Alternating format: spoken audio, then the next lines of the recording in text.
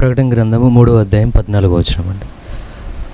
లవోదికలో ఉన్న సంఘపు దూతకు ఇలాగూ రాయము, ఆమేనను వాడును నమ్మకమైన సత్యసాక్షి, దేవుని దృష్టికి ఆదియునైన వాడు చెప్పు సంగతులేవనగా. అదేవిధంగా అదే అధ్యాయంలో 20వ వచనం ఒకసారి చదువుతామండి. ఇదిగో నేను తలుపునొద్ద నిలుచుండి తట్టుచున్నాను, ఎవడైనను నా స్వరము విని తలుపు తీసిన యెడల నేను అతని యొద్దకు వచ్చి అతనితో నేనును నాతో కూడా అతడును భోజనము చేయుదుము. ఎంతమంది చేద్దాం అనుకుంటున్నారు? ఎవరితో భోజనం? ఇది సీఎంతో పిఎంతో కాదు, కానీ ప్రభు యేసుక్రీస్తుతోనే. ఎంతమంది కోరుతున్నారు మన హృదయాల్లోనికి? ఆయన మన హృదయాల్లో కూడా రావాలని. మరి సాయంకాలం ముందు ఈ లేఖనాలు దేవుడు మనందరి వెనుకలు ఆశీర్వదించి మనకు అందరికీ అర్థమయ్యే రీతిలో ఆయన మాట్లాడును గాక. దయచేసి అందరు కూర్చుందాం.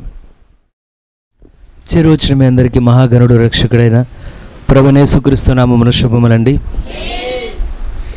ఎంతమంది ఆనందంగా ఉన్నారు? ఎంతమంది ఆరోగ్యంగా ఉన్నారు?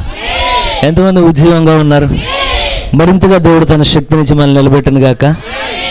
నేను ఒకటి అడిగి, ఎంతమంది మత్తుగా ఉన్నారంటే చాలామంది ఆమెనంటారు ఈరోజు. కారణం ఏంటంటే నైట్ అందరికి లేట్ అయింది కాబట్టి, ఇళ్ళకి వెళ్ళేసరికి లేట్ అయింది కాబట్టి, ఏమైనా దేవుడి సన్నిధిలో ఎలాగైనా మళ్ళీ ఆయన సన్నిధిలో మనం అందరం కలిసి ఇలా క్షేమంగా ఉండడానికి ఆయన దయ చూపిన విధానాన్ని బట్టి ఆయన కృతజ్ఞతలు కలుగును గాక. ఎంతమంది నేనట్టు ఆరాధనలో ఉన్నారండి? నేను సాయంకాలం ముందు బాగున్నదా? అదేంటి ఆరాధన ఎలా ఉన్నది? మీకు మంచిగా అనిపించిందా, అనిపించలేదా? ఇదేంటి ఆరాధనలో మీరు దేవుని యొక్క సన్నిధిని అనుభూతి చెందారా, చెందలేదా? అంటే నేను మీరు ఎవరు ఆరాధనకు రాని వాళ్ళు నేను అడుగుతున్నట్టున్నాను. అయితే మరి దేవుడు మంచి నడిపింపునిచ్చారు. అక్కడ కూడా చాలామంది వచ్చారా? నేను కొంతమందిని చూశాను. ఈ సంవత్సరం వచ్చే ప్రార్థనా వరుసలో ఎవరైతే నిలబడ్డారో వాళ్ళు, నాకు ఆ వ్యక్తి ఫేస్ కూడా తెలుసు.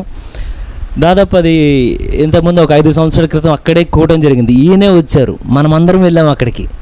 ఎంతమంది గుర్తుందో లేదో, స్కూల్ గ్రౌండ్లో గుమ్మములారా తలను పైకి ఎత్తుకోండి అని వాక్యం చెప్పారు ఆయన. సేమ్ ఉన్నది మెసేజ్లో ఉన్నట్టు. ఆ రోజు ఎవరిని చూశాను? సేమ్ ఫేస్లు చూశాను ప్రేయర్ లైన్లో. వాళ్ళు అప్పుడు వచ్చారు ప్రేయర్కి, మొన్న సంవత్సరం వచ్చారు, మళ్ళీ నిన్న రాత్రి వచ్చారు ప్రేయర్కి. కానీ కొంతమంది వచ్చారు, వాళ్ళు కేవలం వచ్చి జస్ట్ అలా హ్యాండ్ పెట్టి వెళ్ళిపోవడం కాదు, కానీ విడుదల పొంది వెళ్ళిన వాళ్ళు కూడా అక్కడ ఉన్నారండి. 2 ఫేస్ ఎక్స్ప్రెషన్స్ వాళ్ళు వచ్చినప్పుడు వాళ్ళ గమనిస్తుంటే. మళ్ళా కారణం ఏంటంటే, ఇదంతా దేవుడు ఎందుకు చేస్తాడంటే, మనం నమ్మిన వర్తమానం డూప్లికేట్ వర్తమానం కాదు, కానీ ఇది అక్షరాల నిజమైన సత్యమే. ఇది ఆదాపుస్తుల మధ్యలో ఎలా వరాలు పనిచేసిన మన మధ్యలో కూడా దేవుడు అలాగా. ఎందుకంటే అందరికీ ఒకే వరం ఇవ్వడండి, కాకపోతే ఒక్కొక్కరిని దేవుడు ఒక్కొక్కలా వాడుకుంటాడు దేవుడు.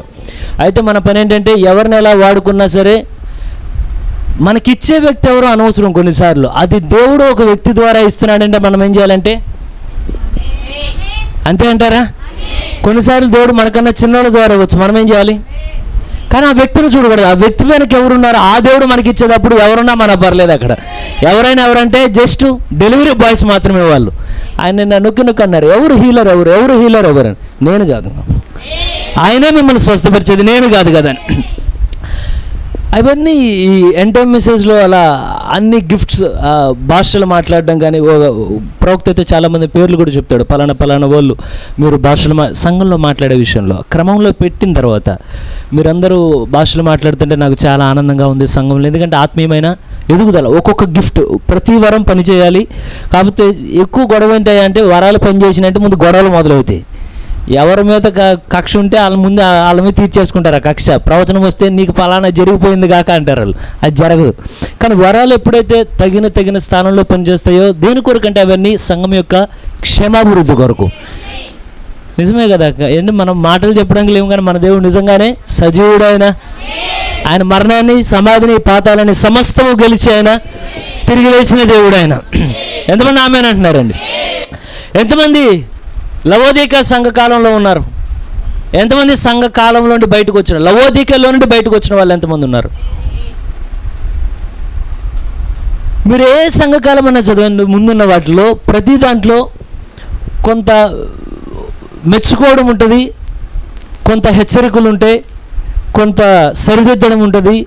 కానీ లవోదికీయ సంఘకాలం యొక్క స్పెషాలిటీ ఏంటంటే, మీరు అది చదువుతూ ఉంటే నాకు తెలిసి ఏ ఒక్కరైనా ఉదయాన్నే పొద్దున్నే లేచి ప్రార్థన చేసుకొని ప్రభువు నాతో మాట్లాడంటే ఎన్నడూ మీరు కోరుకొని కాలమే అది.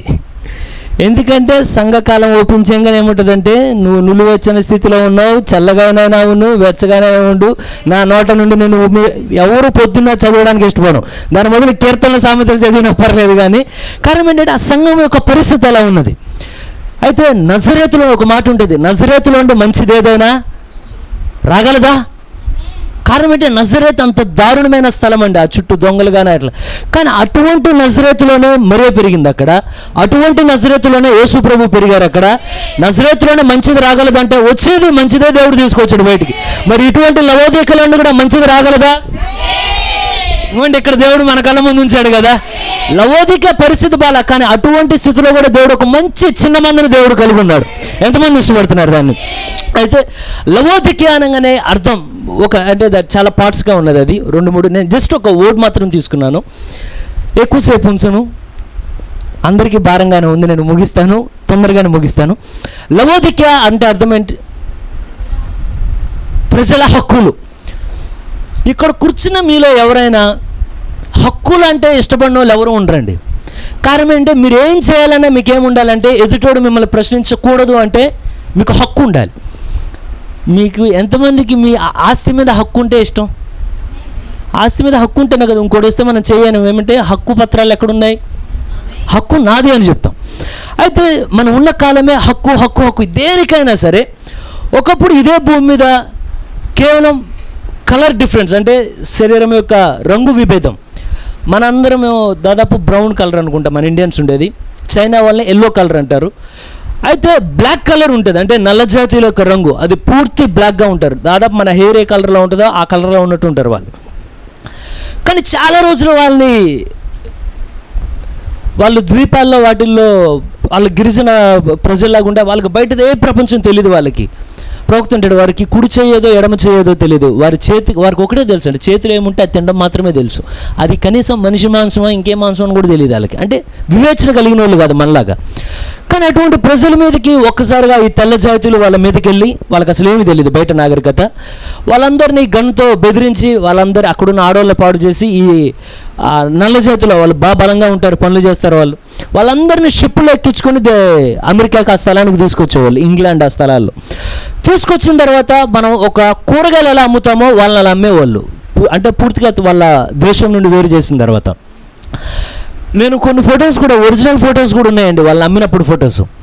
ఎలా అయితే ఒక జంతువులను వరుసలో నిలబెడతారో, నల్ల జాతులు నిలబెట్టినప్పుడు వాళ్ళని వరుసగా నిలబెట్టి వాళ్ళకి బోర్డు కడతాడు. ఇక్కడ బోర్డు ఒకటి కట్టి మెడకి తాడేసి కడతారు.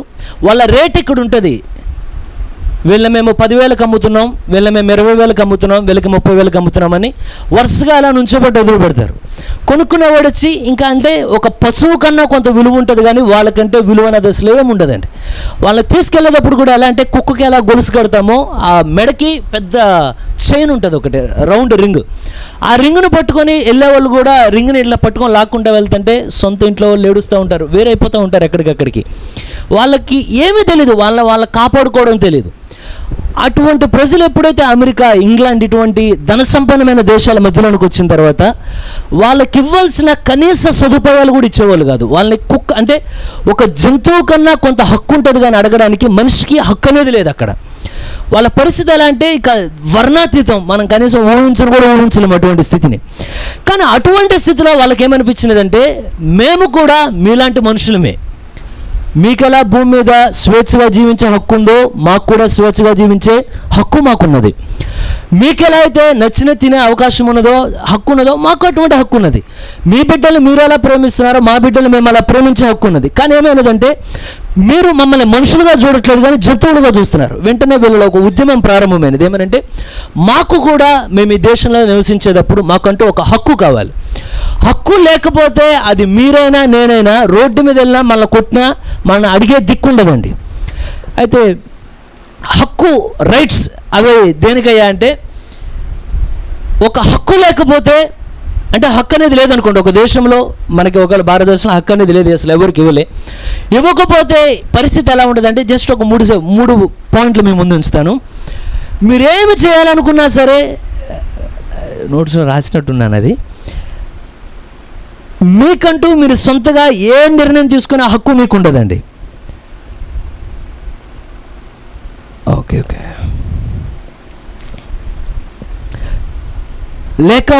లేక్ ఆఫ్ సెల్ఫ్ డిటర్మినేషన్, స్వీయ నిర్ణయం. అంటే మీకు కానీ అసలు భారతదేశంలో హక్కే లేదనుకోండి, ఎవరు మీకు హక్కులు ఇవ్వాల, మీకు మీ కుటుంబం విషయంలో కానీ, మీ విషయంలో కానీ, మీ బిడ్డల విషయంలో కానీ, అసలు మీ ఒంటి మీద కానీ మీకు మీరుగా ఏ నిర్ణయం తీసుకునే హక్కు మీకు ఉండదు. అంతా ఎవరు చెప్తారంటే, మీ మీద ఎవరు అధికారులు ఉంటారో వాళ్ళే డిసైడ్ చేస్తారు.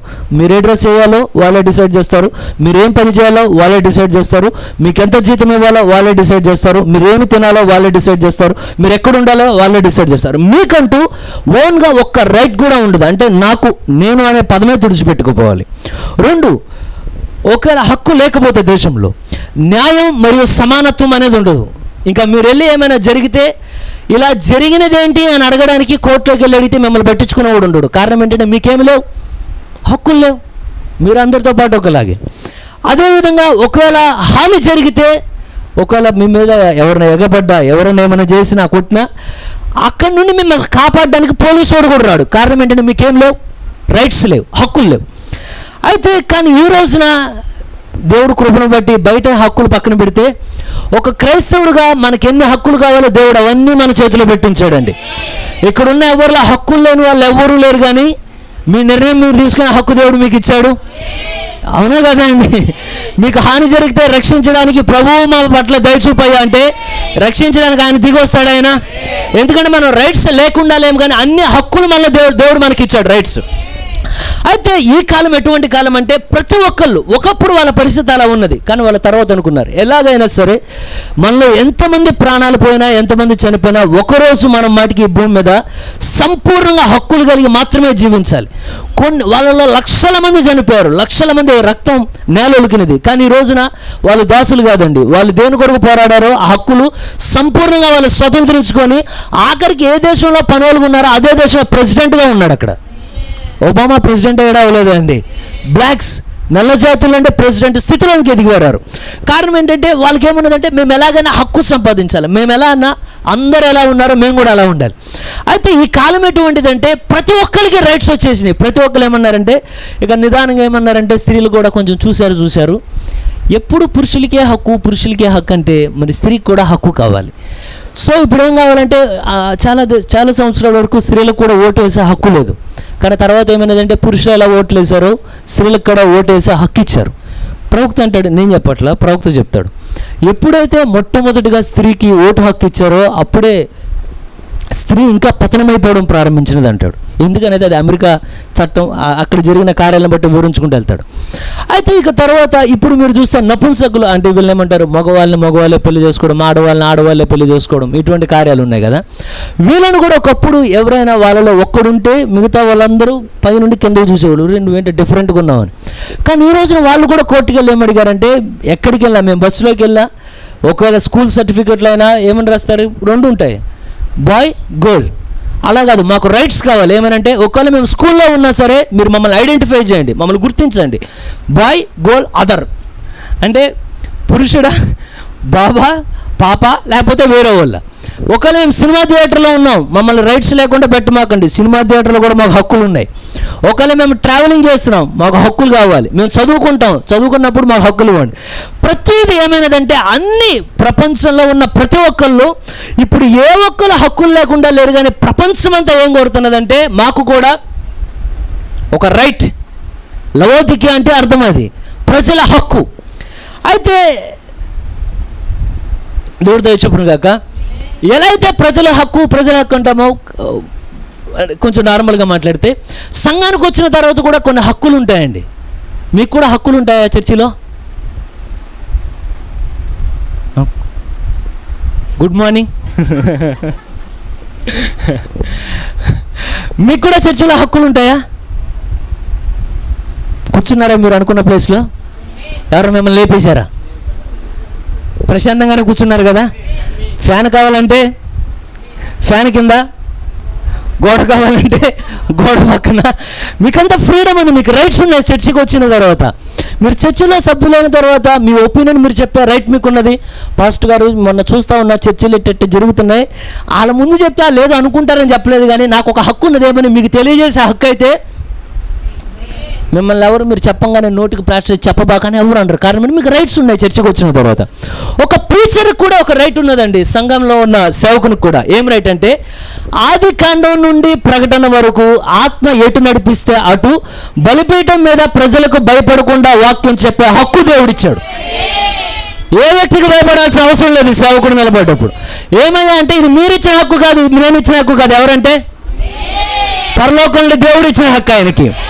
అదేవిధంగా ఎటువంటి రోగగ్రస్తంతో వ్యాధితో ఎవరైనా ఉండుంటే వాళ్ళ మీద చేతులు పెట్టి ప్రార్థించే హక్కు దేవుడు. ఎంతమందికి అర్థమైనదో అండి? మీరు ఆ రైట్ నేను ఎవరు ఇచ్చారంటే, కారణం ఎందుకయ్యా అంటే మన కళ్ళు ఎలా ఉంటాయంటే, ఇప్పుడు సామాన్యంగా మాట్లాడితే ఎప్పుడైనా మన మధ్యలోనికి వచ్చే ఒక సేవకుడు స్వస్థత వరం ఉన్నదంటే, ఎప్పుడు ప్రార్థన వరుసలో వెళ్ళనోళ్ళు కూడా, ఎప్పుడు కోటానికి రానోళ్ళు కూడా, ఎప్పుడు అంటే ఆరాధనలు అంటే పరిగెత్తిన వాళ్ళు కూడా సేవకులతో ఎన్నిసార్లు ప్రేర్ చేయించుకోపోయినా పలానా పలానా పలానా ప్రీచర్ ఉన్నాడంట, ఇలా చేపట్టి ప్రార్థించగానే ఏదో జరిగింది అనగానే వీళ్ళందరూ వచ్చేస్తారు అక్కడికి. కారణమే అంటే వీళ్ళకి ఏమర్థం కావాలంటే, ప్రవక్త అన్నాడు మీరు దయచేసి అన్నాడు మీ దృష్టి ఎన్నడూ ఒక మనిషి మీద పెట్టమాకండి. ఎందుకంటే దేవుడే ఒక సేవకునికి హక్కు ఇచ్చిన తర్వాత హక్కుని దేవుడు ఎన్నడూ దాటి వెళ్ళాడు, కానీ ఏ రోగమైనా సాష్టాంగ పడాల్సినదే అది. ఎంతమంది నమ్ముతున్నారు? అయ్యా 2-3గా మేము భూమి మీద దేని బంధిస్తే దాన్ని పరలోకమందు నువ్వు బంధిస్తావయ్యా. హక్కు ఎవరికి ఇచ్చాడు దేవుడు? ఎంతమంది ఉన్నారు ఇక్కడ హక్కు కలిగిన వాళ్ళు? కారణం ఏంటంటే ఒకళ్ళు స్వస్థపరిచే వరం ఉన్న వాళ్ళు మన మధ్యలోనికి వచ్చి వాళ్ళు కానీ వెళ్ళిపోయారు అనుకోండి, ఆ కోటానికి వెళ్ళకపోతే వీళ్ళ దృష్టి అంతా ఎక్కడ ఉంటుంది తెలుసా? వ్యాధి మీద, ట్రైన్లో వెళ్ళిపోతున్న పాస్టర్ గారి మీద. ఏమయ్యా అంటే స్వస్థత ఎవరితో వెళ్ళిపోతుందంటే, కానీ ప్రవక్తున్నాడు స్వస్థత ఏ వ్యక్తితో వెళ్ళిపోతుంది, స్వస్థత ఎక్కడ ఉంటుందంటే దేవుడు మనకి ఇచ్చిన హక్కు అది. ఆఖరికి డీకన్స్ ప్రార్థన చేసిన, విశ్వాసులు ప్రార్థన చేసిన, కుటుంబంలో మీరు ప్రార్థన చేసిన, మన హద్దులో మనం నిలబడి ప్రార్థిస్తే ఏ దయ్యమైనా సరే. ఎంతమంది సంపూర్ణంగా నమ్మే వాళ్ళు ఉన్నారండి? కారణం అంటే దేవుడు మనకి ఇచ్చిన హక్కు అది. కానీ ఎక్కువగా ఈ అద్భుతాల వరాలు ఇవన్నీ ఎందుకు పనిచేస్తాయంటే ఆకర్షణ. నిన్న మీరు చూడండి, దాదాపు అక్కడ పడిపోయిన వాళ్ళు ఎంతమంది చూసారండి? నిన్న పడిపోయిన వాళ్ళందరిలో విశ్వాసులు లేరు అంత సామాన్యంగా, మ్యాక్సిమం అందరూ అన్యులు ఎక్కడ ఉన్న వాళ్ళు. అయితే విశ్వాసులు పడే టైం కూడా వస్తుంది, అది మనకు రాకూడదు.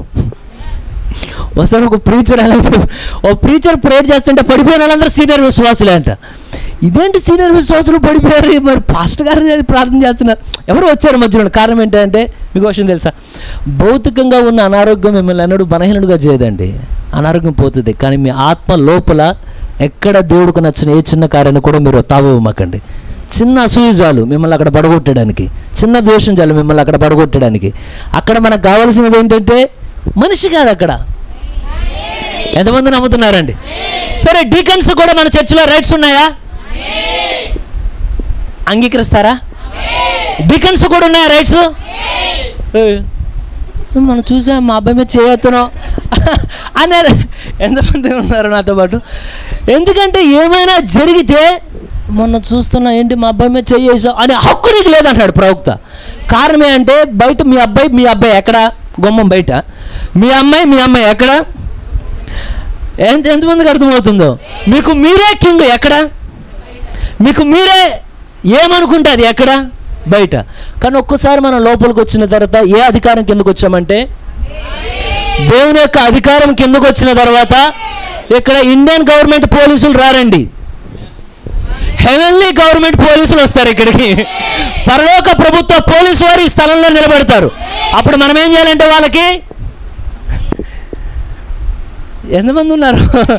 మనం ఏం చేయాలంటే సెల్యూట్ ప్రైజ్ చేయడం. ఓకే బ్రదర్, అయితే అంత ప్రేమతో జరిగితే అసలు ఎక్కడ ఏ విధమైన సమస్య ఉండదండి.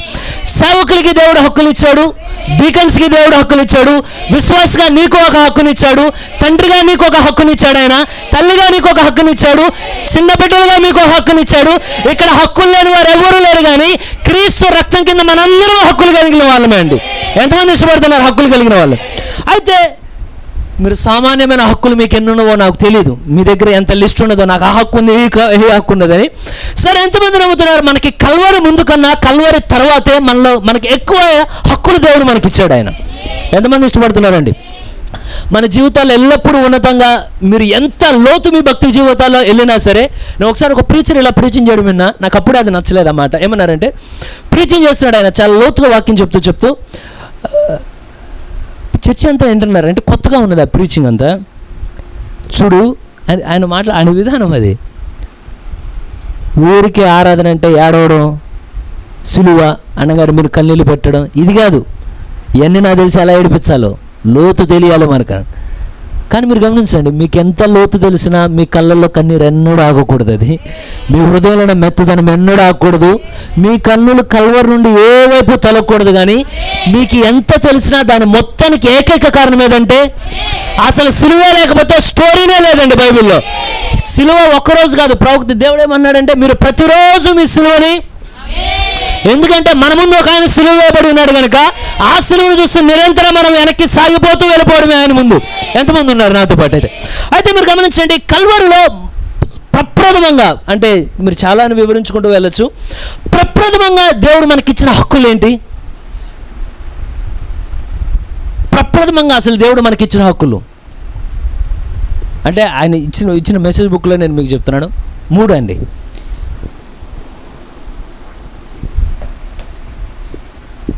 కల్వరిలో ఆయన దేనికోసం వెళ్ళాడు? ఆయన చాలా సింపుల్ కదా.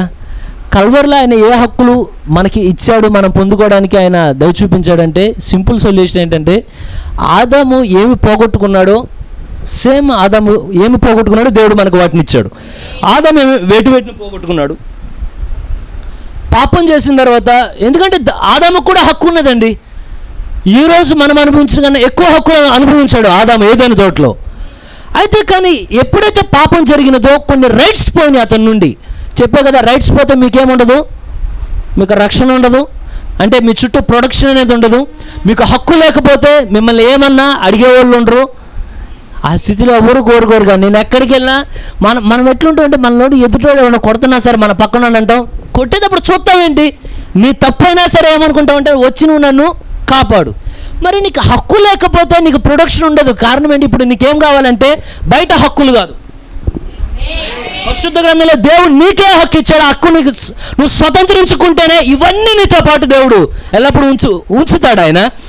అయితే సరే, మీరు తెలిసినంత వరకు చెప్పండి, ఆదాము వేటిని పోగొట్టుకున్నాడు? హక్కులు దేని మీద హక్కులు పోగొట్టుకున్నాడు ఆదాము?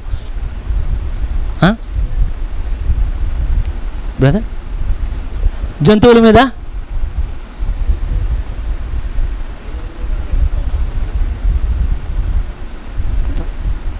సరే, సింపుల్గా 3 అండి. He lost his right on the eternal life. మొట్టమొదటిగా అతను పోగొట్టుకున్న హక్కు దేని మీద అంటే, నిత్య జీవం మీద ఉన్న హక్కును పోగొట్టుకున్నాడు అతను. అవునా కదా అండి? నిత్య జీవంలో ఉంటే ఏం రాదు, ఇక్కడ మనకున్నట్టు తెల్లంటికలు ఉండవు. నిత్య జీవంలో ఉంటే మనకులాగా కీళ్ళ నొప్పులు, కాళ్ళ నొప్పులు, మోకాళ్ళ నొప్పులు ఏముండవు. కానీ ఎప్పటికైనా ఎవరిగ్రీన్ యంగ్ అనమాట. ఏమనంటే, ఎన్ని వందల సంవత్సరాలైన ఆదాము ఎలా ఉన్నాడంటే, చేసినప్పుడు ఎట్లున్నాడు సేమ్ అప్పటికి అలాగే ఉన్నాడు, ఫ్రెష్గా.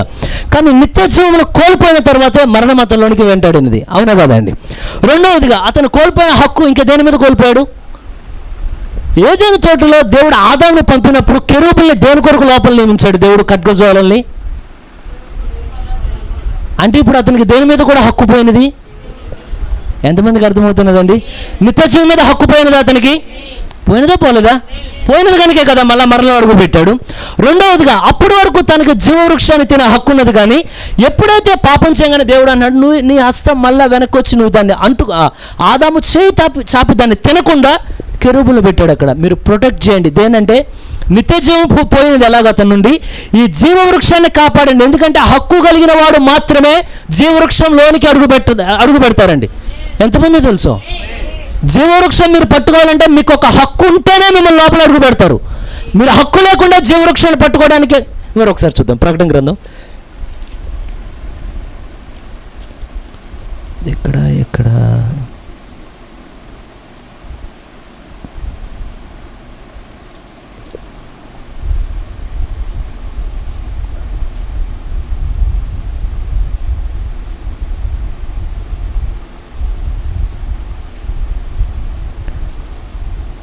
ప్రకటన గ్రంథం 22:14 వచనమండి.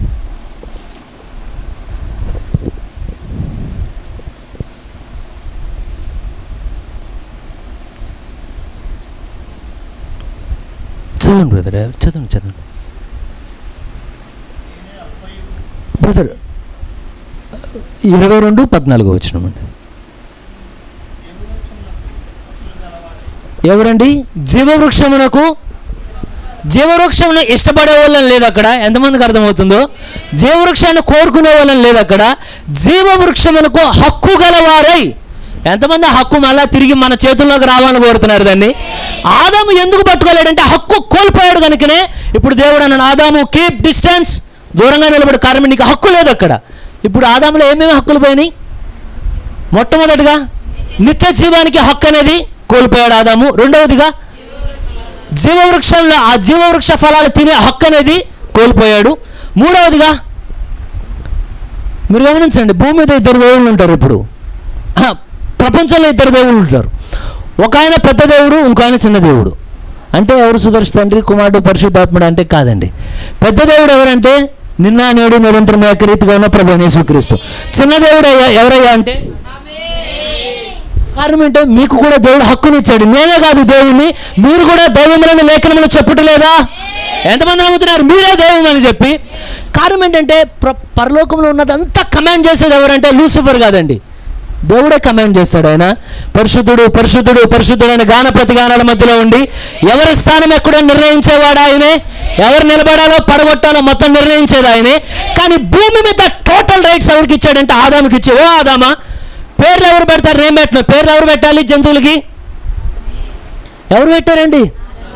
దేవుడు పెట్టలా, మన ఫాదర్ పెట్టాడు. మనందరం ఆదాము నుండి వచ్చున్నాం కదా. ఎవరు పెట్టారని? మన ఫాదర్ పెట్టాడు ఆయన. కానీ చాలాసార్లు ఎప్పుడైతే పెద్ద జంతువు వస్తున్నదంట, పసుపు రంగుతో పెద్ద మెడుండి మొత్తం బ్లాక్ కలర్ చుక్కలు ఉండగానే దాన్ని చూసానంట, జిరాఫీ అన్నాడు.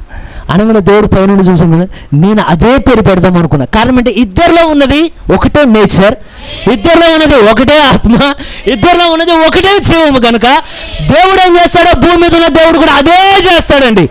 ఒకవేళ మీరు కూడా దైవములైతే నా చిత్తము కాదు కానీ తండ్రి.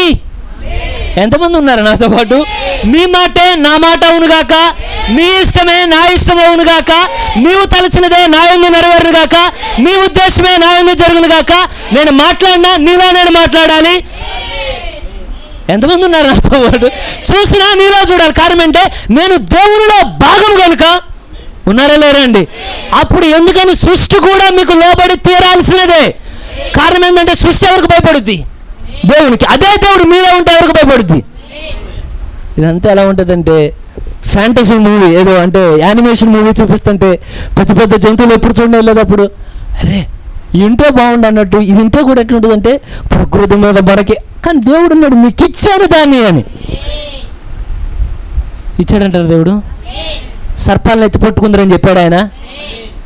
చూద్దాం, ఆయన ఇచ్చాడంటే పక్కా ఇచ్చాడండి ఆయన. అయితే ఆయన కల్వరిలోకి వెళ్ళేసరికి, సరే ఒక చిన్న ప్రశ్న అడుగుతాను, కల్వరిలో వెళ్ళేసరికి ఆయనకి 3 రైట్స్ ఉన్నాయా లేవా? అసలు కల్వరిలో నిలబడినప్పుడు ఆయన నిత్య జీవానికి యోగ్యుడా కాదా? యోగ్యుడు అంటారా కాదంటారా? సరే, కల్వరిలో ఉన్నప్పుడు ఆయన జీవవృక్ష ఫలాలు భుజించగలడా లేదా? సరే, కల్వరిలో ఉన్నప్పుడు ఆయన సృష్టి మీద మొత్తం మీద దేవుడు ఆయన ఉండగలడా లేడా? ఎంతమందికి అర్థమైనదో? సరే అండి, సింపుల్ చూద్దాం.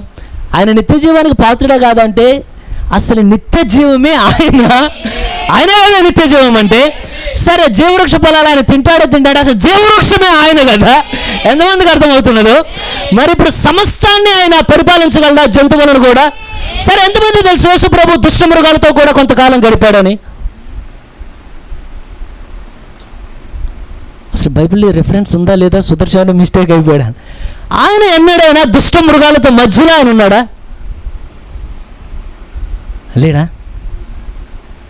లేడా అంటే ఉండుంటాడు, ఉన్నాడంటే లేకపోవచ్చున్నాడు. సరే, మార్కు సువార్త ఒకసారి చూద్దాం.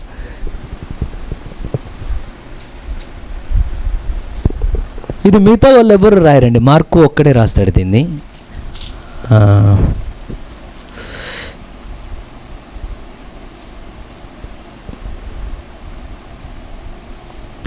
1వ అధ్యాయం 13వ వచనం అండి.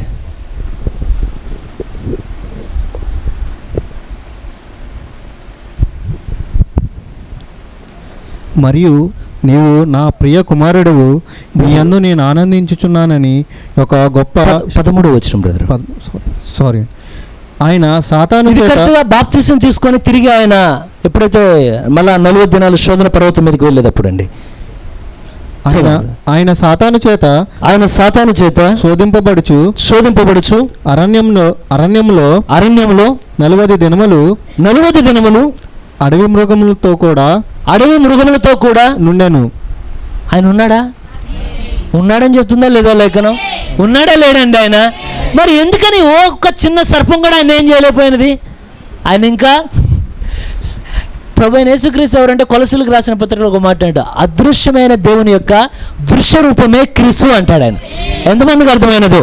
దానిలో ఎంత పవర్ ఉన్నదో ఈయనలో కూడా, సీనా పర్వతం మీద ఎంత శక్తి ఉన్నదో ఈయనలో కూడా అంతే శక్తి ఉన్నది కనుక ఏ జంతువు ఆయన దరికి కూడా రావట్లేదు. ఎందుకంటే ఆయన ఇంకా రాజులకి రాజే ఆయన, ప్రభువులకి ప్రభువే ఆయన. ఏదైనా కాల కింద అణగదొక్కబడి ఉండవలసినది. అది ఏ జంతువు ఆయన ఏమీ చేయలేదండి. అడవి మృగాలతో మధ్యలో ఉన్నాడు. కారణం ఏంటంటే ఆదాము వేటిని పోగొట్టుకుని ఉన్నాడో వాటన్నిటి మీద ప్రభువైన యేసుక్రీస్తుకి అన్నిటి మీద అధికారం ఉన్నది ఆయనకి. మరి కల్వరిలో ఏం చేస్తున్నాడు ఆయన? లేని అధికారం నిజంగానే అనుకున్నది అంటారా? సరే మీరు గమనించండి. మీరు చాలాసార్లు ఉన్నారు కదా, ఏదైనా తోటలో ఒకవేళ చెట్టు అడ్డు వస్తే ఆదాము ఏమనేవాడు?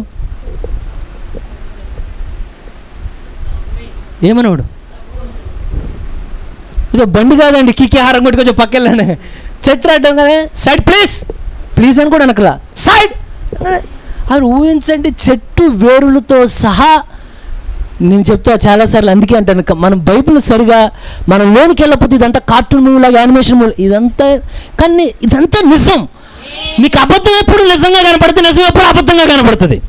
సినిమా చూడంగానే ఎట్లుంటుంది అంటే సినిమాలో నువ్వు వెళ్ళినట్టుంటుంది, అదంతా అబద్ధమే. బయటకు వచ్చిన తర్వాత హీరో ఒకళ్ళు చేసుకుంటాడు, హీరోయిన్ ఒకళ్ళని చేసుకుంటాడు, కానీ ఈ లవ్ స్టోరీ నీళ్ళు మునిగిపోతుంటాడు, అదంతా అబద్ధమే.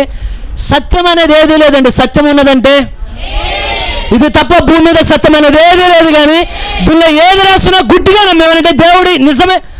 యోనాని చేప మింగిందంటే ఎంతమంది ఆమెనంటారు? చేప యోనాని మింగిందంటే సరే అండి, చేప యోనాని మింగిందంటే ఏమంటారు? చేప యోనాని మింగిందంటే ఏమంటారు? ఒకవేళ బైబిల్ అలా లేదు, యోనానే పెద్ద తిమింగలని మింగేసాడు అన్నది ఏమంటారు? మనకు ఇంకో ఛాన్స్ లేదు. కారణం ఏంటంటే ఆకాశం భూమి అయినా గతించిపోవచ్చును కానీ ఆయన మాటల్లో సున్నాయినా పొల్లైనా తప్పిపోయే ప్రసక్తే లేదు. కనుక నువ్వు బైబిల్లో ఏం కోట్ చేసినా నువ్వు హృదయపూర్వకంగా చెప్పచ్చమంటే ఆమేన్. ఎంతమంది ఆమేన్ అంటారండి? కారణం అంటే దీని మీద మనం అంత గ్రిప్ కలిగి ఉంటే ఏది అసాధ్యమే సాధ్యంగా చేసే దేవుడు ఆయన. అయితే ఆయనకి రైట్స్ ఉన్నాయి, కానీ రైట్స్ ఎవరికి లేవంటే మీకు నాకు లేవు రైట్స్. ఇప్పుడు కల్వరిలో కేవలం ఆయన జయించి ఆయన ఉంచుకోవడం కాదు, కానీ కల్వరిలో ఇప్పుడు ఏం చేస్తున్నాడయ్యా అంటే ఆదాముకి హక్కు పోయినది నిత్యజీవం మీద పోయిందిగా పోలేదండి. కానీ ఈ రాత్రి కాలంలో మీరెవరు చెప్పబాకండి నాకు కూడా నిత్య చెప్పే హక్కు లేదని. కానీ లేఖనం ఏమంటున్నదంటే ఆయన కల్వరిలో చనిపోయి మీకేమిచ్చాడయ్యా అంటే ఎంతమంది ఇష్టపడుతున్నారో? మీరు కాలంలో ఉన్నవాళ్ళు కాదు, కానీ అనాథలో నుండి ఇక్కడికి వచ్చిన వాళ్ళు, నిత్యత్వంలో నుండి ఇక్కడికి వచ్చిన వాళ్ళు, తిరిగి నిత్యత్వంలోకి వెళ్ళేవాళ్ళు మీరు. కారణం ఆదాము పోగొట్టుకున్నాడు, మీరు పోగొట్టుకోవాలి. మీకైతే దేవుడు ఎంతమందికి అర్థమవుతున్నదా అండి? మన తాతయ్య ఎవరో ఆస్తి మొత్తం పోగొట్టుకున్నాడు అనుకున్నా, ఎక్కడికి వెళ్ళినా ఆ ల్యాండ్ ఒక ఆవిడ చెప్పేది, ఒక పెద్దవాడు నాకు. ఆవిడ పక్కన కూర్చున్నప్పుడల్లా ఒక ప్లేస్, ఒక స్థలం చెప్పి, రే దాని స్థలం ఖరీదు ₹1,00,00,000 రా, అది పోగొట్టుకున్నప్పటికి 10 నాకు తెలిసి 20 సంవత్సరాలు అయిపోయి ఉండొచ్చు. పలానా దానివల్ల ఆ ₹1,00,00,000 ఆస్తి పక్కనోడు అనుభవిస్తున్నాడు అండి. అయిపోయేది మళ్ళీ కనపడంగానే, రే దాని ఆస్తి దాని ఖరీదు ₹1,00,00,000 నాది రాది, కానీ పలానా ఊరు చేసే పని వల్ల ₹1,00,00,000 ఆస్తి వాళ్ళు. కారణం ఏంటంటే పోయిన ఆస్తి ఈవిడెంత ఏడ్చినా తిరిగి రాదు, కానీ మళ్ళీ దేవుడు తిరిగి తెచ్చుకోలేని స్థితిలో లేడు. కానీ మీరు తెచ్చుకోలేరు, నేను తెచ్చుకో. ఆయన ఎందుకు వచ్చేయమన్నాడంటే నిత్య జీవం పోయిందని నువ్వు ఏడవలసిన పరిస్థితి లేదు. ఎంతమంది ఇష్టపడుతున్నారు నిత్య జీవనానికి? జీవవృక్ష ఫలాలు నేను తినలేను అని మీరు చెప్పడానికి లేదు. ఎంతమంది ఆయన లేఖనాన్ని తినేవాళ్ళు ఉన్నారు? ఆయన ఆహారం కదా మనకి జీవవృక్షం ఎవరంటే ఎంతమంది ఇష్టపడుతున్నారు? సరే, ఇప్పుడు సమస్య మీద అధికారం ఎవరికి ఇస్తున్నాడు అయ్యా దేవుడు అంటే? మీకు నాకే దేవుడు ఇస్తున్నాడండి. ఎంతమంది మీరు రైట్స్ ఇష్టపడుతున్నారు? మీరు ప్రభా మీరు ఇచ్చిన హక్కులు బట్టి వందనాలయ్యా, నిత్య జీవానికి మేము అర్హులమయ్యా, వారసులమయ్యా, జీవవృక్షానికి మేము వారసులమయ్యా. ఎంతమంది ఉన్నారండి భూమి మీద దేవుళ్ళుగా ఉండడానికి? మేము ఇప్పుడు ఆదాము పోగొట్టుకున్న ఆధిపత్యానికి ఇప్పుడు మేము ఎవరమంటే వారసులం.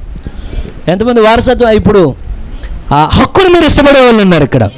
అయితే కానీ హక్కుల విషయాల్లో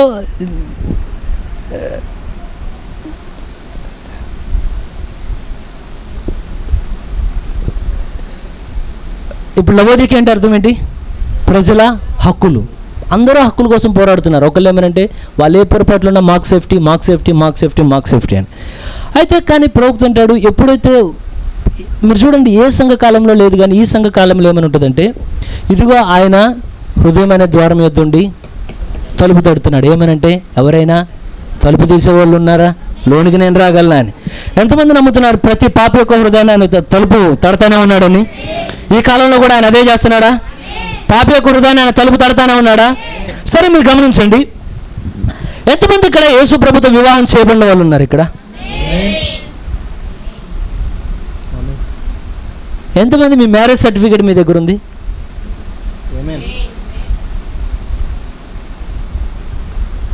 మీరు యేసు ప్రభుతో వివాహం చేయబడ్డారా లేదా?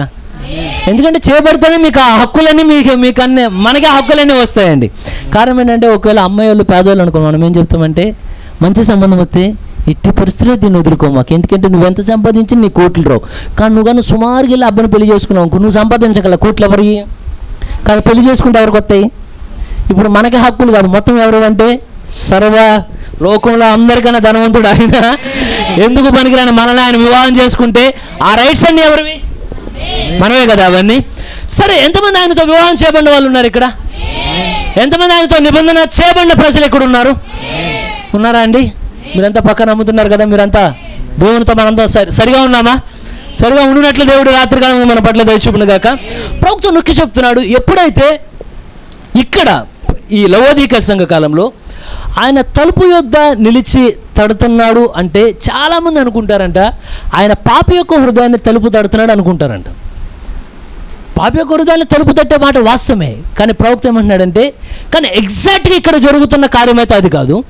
కానీ ఆయన ఎవరు తలుపు తడుతున్నాడయ్యా అంటే ఎవరైతే ఒకప్పుడు ఈయనతో నిబంధనతో ఉన్నారో, ఎవరైతే ఒకప్పుడు ఈయనతో సహవాసంలో ఉన్నారో, ఎవరైతే ఒకప్పుడు ఈయన్ని ఎక్కువగా ప్రేమించారో, ఒకప్పుడు ఎవరైతే ఈయన్ని ప్రభా ఏదేమైపోయినా, మా కుటుంబం ఏమైపోయినా, మా పిల్లలు ఏమైపోయినా, మా పెద్దోళ్ళు ఏమైపోయినా నా సర్వస్వం నీవే ప్రభు అని ఎవరైతే చెప్పారో, ఇదే వ్యక్తుల హృదయం నుండి బయటికి నెడితే ఇప్పుడు ఆ హృదయాన్ని వెళ్ళి ఆయన తలుపు తడుతున్నాడంట. ఈరోజు రాత్రికాలం ముందు ఎవరి హృదయాన్ని ఆయన తలుపు తట్టాలో ఎంతమందికి అర్థమవుతున్నదా అండి? పాపి యొక్క హృదయాన్ని అనే మాట పక్కన పెట్టండి అన్నాడు. ప్రవక్త ఏమన్నాడంటే ఇప్పుడు యేసు ప్రభు వెళ్ళి తలుపు కొట్టే హృదయం ఏదో కొత్త హృదయం కాదు అది. ఒకప్పుడు ఆల్రెడీ ఈయన అక్కడున్నాడు, ఒకప్పుడు ఆల్రెడీ ఈయన వారితో సహవాసం చేశాడు, ఒకప్పుడు వాళ్ళు రాత్రి పగలు ఈయనకి ప్రార్థన చేశారు. ఇప్పుడు అర్థమయ్యేట్లు చెప్పడం దేవుడు దయ చూపును గాక. ఒకప్పుడు ప్రతి ఆరాధన అంటే ఆసక్తిగా వచ్చిన వాళ్ళే వీళ్ళు, ఒకప్పుడు ప్రతి విజ్ఞాపనలో కూడా ఆసక్తిగా ఉన్న వాళ్ళే వీళ్ళు, ఒకప్పుడు ఒక్కరోజు కూడా కుటుంబ ఆరాధన మిస్ అవ్వకుండా. ఎంతమందికి అర్థమవుతుందో? ఒకప్పుడు వాక్యం వచ్చే ప్రతి చిన్న విషయాన్ని కూడా తీసుకొని ప్రభువా నువ్వు నాతో మాట్లాడవయ్యా, ఎలాగైనా వచ్చే ఆదివారం వచ్చే బుధవారం నేను చర్చికి వచ్చే లోపల నువ్వు మాట్లాడింది నాలో మార్పు వచ్చేయాలయ్యా అని అనుకున్న వాళ్ళే. వీళ్ళందరి స్థితి ఎక్కడికి వచ్చినదంటే తిరిగి ఆయన బయటికి నెడితే మళ్ళా డోర్ కొడుతున్నాడంట. ఒక్కసారి ముందటి రోజులు జ్ఞాపకం చేసుకో, నేను నీ భర్తని, కొంచెం డోర్ ఓపెన్ చేయి. ప్రవక్త ఏమంటాడంటే అసలు మీరు లేఖనాలు అన్నింటిలో చదివితే బాధకరమైన వచనం ఏదైనా ఉన్నదంటే బైబిల్ మొత్తంలో ఇదే వచనం. అసలు ఏ దేవుడైతే సమస్తమే కారణం ఏంటయ్యా అంటే ఇక్కడ ఎంతమంది వివాహం చేయమని వాళ్ళు ఉన్నారు? మీరంతా క్రీస్తుతో పాటు కూడా ఉన్నారు కదా, మీరు ఆయనతో పాటు. సరే ఒకప్పుడు ఈయన ఇశ్రాయేలుకి వివాహం చేయబడ్డాడు. ఎంతమంది అంటారు యెహోవా ఇశ్రాయేలు వివాహం చేసుకున్నాడు? లేఖనం చెప్తుందో చెప్పట్లేదు అలాగా? నిజమే అండి. అయితే ఎప్పుడు వివాహం చేసుకున్నాడు ఆయన? ఐగుప్తులో ఉన్నప్పుడా? కాదు. వాళ్ళని ఎర్ర సముద్రం దగ్గర నడిపించినప్పుడా? కాదు. సరే కాదన్నారు కదా, ఎక్కడ వివాహం చేసుకున్నాడు?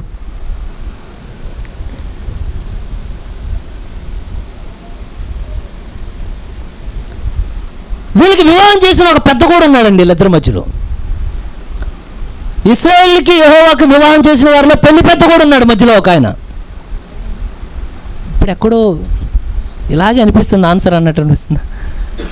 వివాహం చేపట్టారు వాళ్ళు. దేవుడు అన్నాడు నేను వివాహం చేసుకున్నాను నిన్ను, కానీ నువ్వు ఇతరుల దగ్గరికి పోతున్న వాళ్ళు దేవుడు వివరించదు. అప్పుడు మ్యారేజ్ జరిగినది. ఆ మ్యారేజ్ ఫంక్షన్లో మనం ఏం పిలుస్తామంటే మన పెళ్ళికి వచ్చేటప్పుడు పెద్ద పెద్ద ప్రీచర్లు బయట నుండి రావాలని కోరుతాం.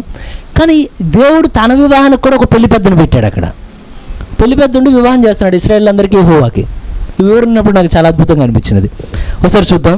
ఎక్కడయ్యా అంటే మీరు గమనించండి, ఏ మైండ్ సరిగ్గా ఉన్నాడు కూడా పెళ్లి సంబంధానికి వెళ్ళి 5 సంవత్సరాల పిల్లను చూడ్డేవాడు. మైండ్ సరిగ్గా ఉన్న ఎవరైనా కోరేది ఎంత వయసు ఉంటుంది? 18, 20, 22 ఆ పైన ఉంటుంది. వాళ్ళు ఐగుప్తులో నుండి వచ్చినప్పుడు, అంటే మీరు గమనిస్తే ఐగుప్తులో ఉన్నప్పుడు వాళ్ళ బాల్యప్రాయం వంటిది అది. కానీ వాళ్ళు ఎదగడం ప్రారంభించారు. వాళ్ళకి దేవుడు తన కార్యాలేంటో బయలుపరుస్తున్నాడు. ఏమయ్యా అంటే ఇప్పుడు మనకి ఏ మెచ్యూరిటీ రావాలంటే స్పిరిచువల్ మెచ్యూరిటీ మనకి ఇచ్చును కాక దేవుడు. ఆత్మీయమైన ఎదుగుదల దేవుడు మనకి ఇచ్చును కాక. ఎవరితో ప్రేమలో పడ్డానికి? ఎందుకంటే ఏ ఒక్కరు పిల్లల్ని పెళ్లి చేసుకోరు, మరి దేవుడు ఎలా చేసుకుంటాడు? ఆయన మళ్ళీ వివాహం చేసుకోవాలంటే మనం కూడా ఏ స్థితిలో ఉండాలి? చిన్నవారుగా ఉంటే ఏం చేస్తాం? ఏమన్నా లాలీపాప్ కొని ఏం కొనుక్కునే కారణం ఏంటో అంటే వెంటనే ఉండు. చిన్నపిల్లలు వాళ్ళకి ఏం మైండ్ పని చేస్తుంది. మనం కూడా చిన్నపిల్లలకు ఉంటే ఏం చేస్తాం? ఏమైనా జరగకపోతే అలా కాదు. కానీ ఇప్పుడు మనం ఎక్కడికి రావాలంటే ఎంతమందికి అర్థమైనదో అండి, నువ్వు ఎదిగిన స్థితికి వచ్చే ప్రతిదానికి కిల్లకిల ఏడవగానే ఏమంటే ప్రతిదీ అర్థం చేసుకునే స్థితికి వస్తావు. ఇప్పుడు విశ్వాసంలో ఏ స్థితికి రావాలి మనం? దేవా నువ్వు ఆహారం ఇచ్చినా ఇవ్వకపోయినా అవసరతలు తీర్చినా చిన్నపిల్ల ఉండమాకండి. ఎంతమంది నాతో పాటు ప్రభు ప్రతి ప్రార్థనకి జవాబు వచ్చినా రాకపోయినా సరే మేము అర్థం చేసుకునే స్థితిలో మమ్మల్ని మీరు ఎదుగుదల వేయించేయండి. అప్పుడు ఏం జరిగినా ఏమంటామయ్యా అంటే అన్నీ యెహోవా ఇచ్చును, యెహోవా తీసుకొని పోయాను, ఆయన నామమునకు స్తుతి కలుగును గాక. ఇది ఎప్పుడు? ఎదిగిన స్థితిలోనికి వచ్చిన తర్వాత. అయితే ఇశ్రాయేలు దేవుడు వివాహం చేసుకున్న సరైన స్థలం ఎక్కడయ్యా అంటే వాళ్ళు నడిపించి ఒక్కొక్క పాటని నేర్పిన తర్వాత సీనాయి పర్వతం మీదకి వచ్చాడు. ఆయన వచ్చిన తర్వాత మీరు గమనించండి,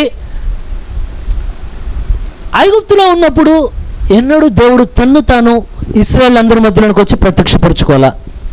అవునా? ఎవరు చూడలేదు ఆయన్ని. కానీ వాళ్ళు 400 సంవత్సరాల తర్వాత 400 సంవత్సరాల వేదంలో ఉన్న తర్వాత పెళ్లి పెద్ద దగ్గరికి మాటికి దేవుడు వచ్చేయమన్నాడంటే నిర్గమాకాండంలో ఎంతమంది ఉన్నారు నాతో పాటు? ఇప్పుడు పెళ్లి పెద్ద ఉన్నాడు అక్కడ. ఎవరయ్యా అంటే నాకు ఈ పరిచర్య వద్దు, దేవుడు ఇచ్చి పని చేయలేనంటే అయ్యా నువ్వు ఆ మాటను మా కారణం ఏంటంటే మా మ్యారేజ్కి ఎవరు ఇక్కడ మధ్యలో మీడియేటరు? ఎంతమందికి అర్థమవుతున్నదో? ఇక్కడ మన మధ్యలో మ్యారేజ్కి ఎవరు మీడియేటర్? మనకి దేవుడికి మధ్యలో ఈ కాలపు వర్తమానికుడు దేవుడు పంపాడు. ఆయన గుణలక్షణం ఏంటో మనకు తెలియజేస్తున్నాడు. దేవుడు సేవకులను వాడుకున్నాడు. ఏమనంటే నువ్వు వివాహం చేసుకునే భర్త ఎటువంటి వాడంటే సంఘములతో ఆత్మ చెప్పుచున్నమాట చేయగలవాడు వీరుడు గాక అని ప్రభువు మాతో మాట్లాడు. ఎవరి గురించి? ఇస్సాకు గురించి మాతో మాట్లాడు. మేము వివాహం చేసుకునే దేవుడి గురించి మాట్లాడనగానే సేవకులు నిలబడి ఎవరి గురించి వివరిస్తారండి? ఎంతమందికి అర్థమైనదో? ఇప్పుడు పెళ్లి పెద్ద ఎక్కడున్నాడంటే గొర్రెలు మేపుతున్నాడు. ఇప్పుడు గొర్రెలు మేపే పెళ్లి పెద్దను ఏం చేయాలి? దేవుడు తీసుకొస్తున్నాడు. రా కారణం ఏంటి? ఇప్పుడు మ్యారేజ్ ఒకటి ఉన్నది. ఎవరితో? బాల్యంలోనే మీరు యెహెజ్కేలు గ్రంథంలో చదువుతూ ఉంటుంది, కనీసం పుట్టినప్పుడు ఉప్పు కూడా, ఎంతమంది గుర్తున్న వాళ్ళు ఉన్నారు లేఖన? ఉప్పు కూడా రాయబడలేదు. మన నాభి యొక్క ఆ రంధ్రం కూడా ఆ పేగు కూడా అది కత్తిరించబడలేదు. ఎంతమంది గుర్తున్నదో? ఒక చిన్న పిల్లోడు పక్కన పడిపోయి ఏడుస్తూ ఉంటే ఎలా ఉంటుందో అటువంటి స్థితిలో ఉన్నప్పుడు ఐగుప్తులో వాళ్ళ స్థితి అట్లా ఉన్నది. కానీ ఇప్పుడు ఆయనకి ఏమనిపించిందంటే చూడంగానే మీరు గమనించండి, మనం ఎప్పుడైనా వెళ్ళేటప్పుడు నిజంగా ఒక బిడ్డ అలా ఏడిస్తే దాటి వెళ్ళిపోతామా? మన వల్ల కాదు, ఆగిపోతాం. కారణం ఆఖరికి ఎంత దీనస్థితిలో ఉండి డబ్బులు ఏమన్నా మనం ఆకపోవచ్చు, కానీ ఒక బిడ్డ ఏడిస్తే మటుకు గుండె కరిగిపోద్ది. అయితే మీకు వచ్చింది తెలుసా? దేవుడు మనల్ని చూసినప్పుడు మన పొజిషన్ కూడా సేమ్ పొజిషన్. ఆయన కూడా ఒకరోజు మన త్రోవలో వెళ్ళేటప్పుడు ఆయన దాటి వెళ్ళిపోక మనల్ని చూడంగానే ఆయనకి ఏమనిపించినదంటే లిటిల్ బిట్ లవ్, కొద్ది ప్రేమ పట్టుకొచ్చినదంటే ఏమనంటే వీరు ఎవ్వరు లేని స్థితిలో ఉన్నారు, విగ్రహాలు ఇవి కాదు, కానీ ఇప్పుడు సజీవుడు అని దేవుడు ఎవరు? వీళ్ళు ఎరగాలి ఈ విషయాన్ని. ఎప్పుడైతే ఆ బిడ్డల అప్పుడు అయితే చూడండి, ఆ బిడ్డను తీసుకున్న తర్వాత దేవుడు వెంటనే వివాహం చేసుకోవాలి. మీరు యెహెజ్కేలు గ్రంథం తర్వాత చదివితే. కానీ ఎప్పుడైతే ఆ బిడ్డ ఎదుగుతూ ఏ వయసుకి రావాలి? ఎదిగిన స్థితిలో పెళ్లి వయసుకు వచ్చిన తర్వాత అప్పుడు దేవుడు అన్నాడు ఏమన్నా, యుక్త వయసు, ఇప్పుడు నేను వివాహం చేసుకుందాం అనుకుంటున్నాను. ఇప్పుడు ఐగుప్తులో ఉన్నప్పుడు వాళ్ళ స్థితి చిన్న బిడ్డల స్థితి, కానీ ఇప్పుడు సీనా పర్వతం దగ్గరకు వచ్చి మెచ్యూరిటీలోనికి తీసుకొస్తున్నాడు దేవుడు ఒక్కొక్క దాంట్లో పెట్టి. ఇప్పుడు వరకు ఆయన మహిమను చూపలా, కానీ ఇప్పుడు ఎక్కడంటే మ్యారేజ్ ఫంక్షన్ అది. ఎవరయ్యా అంటే కింద మొత్తం ఇశ్రాయేలును నుంచోబెట్టున్నారు, వాళ్ళన్నడు వాళ్ళ వరుణ్ణి చూడలా. కానీ మోషే చెప్తున్నాడు 3 దినాల్లో మీరంతా సిద్ధపడి రండి. కారణం ఏంటంటే ఏ వరుడు గురించి ఇప్పటి వరకు మీకు చెప్పానో, ఏ దేవుడి గురించి చెప్పానో, ఇప్పుడు అదే పెండ్లి కుమారుడు సీనా పర్వతం మీదకి తన మహిమతో ఆయన దిగబోతున్నాడు కనుక ఆయనకి మీకు మధ్యలో ఒక నిబంధన ఇప్పుడు జరగబోతున్నది. ఎంతమంది ఆయనతో పాటు ప్రభు మీ నిబంధనలో మమ్మల్ని జతగా ఉంచినందుకు వందనాలయ్యా. ఎప్పుడైతే ఇశ్రాయేల్ అందరూ వచ్చిన తర్వాత 3 days వాళ్ళేమి అంటే స్నానం స్త్రీలకు దూరంగా ఉండాలి, చాలా పరిశుద్ధంగా ఉండాలి. ఎంతమంది ఫ్రీగా ఉన్నారండి? ఎంతమంది అంటే ఫ్రీగా అనడానికి అర్థం ఏంటంటే మీకు పట్టినట్టు కూర్చోకుండా మీరు ఎలా ఉంటే ఫ్రీ, మనం కొద్దిమందిగానే ఉన్నాం కదా, కొద్దిసేపులోనే ముగిస్తాను. ఎప్పుడైతే ఇశ్రాయేల్ అంతా స్వేచ్ఛగా ఆ స్థలంలో ఉన్న తర్వాత, ఆ స్థలంలో దేవుని చూడడానికి వాళ్ళ స్థలంలో ఉన్న తర్వాత ఇప్పుడు మోషే చెప్తున్నాడు, ఇప్పుడు వరకు నేను దేవుడి గురించి మాట్లాడా, దేవుడి గురించి మీకు చెప్పా, కానీ ఎప్పుడు మీరు కళ్ళతో చూడాల. కానీ ఈసారి ఆయన తనుగా దిగి వస్తున్నాడు. ఎందుకంటే ఆయన ఒక మాట మీకు ఇస్తాడు, మీ దగ్గర ఒక మాట ఆయన తీసుకొని వెళ్తాడు పైకి. ఆయన ఒక మాట ఇస్తున్నాడు మీకేమనంటే, ఇక మీదట మిమ్మల్ని ఎంతమంది ఒకసారి చదువుదామా నిర్గమాకాండం 24వ అధ్యాయం. ఇది ఒక మ్యారేజ్ చాప్టర్ అండి, వివాహ సందర్భం ఇది. నిర్గమ 24:6 వచనం. అప్పుడు మోషే వాటి రక్తములో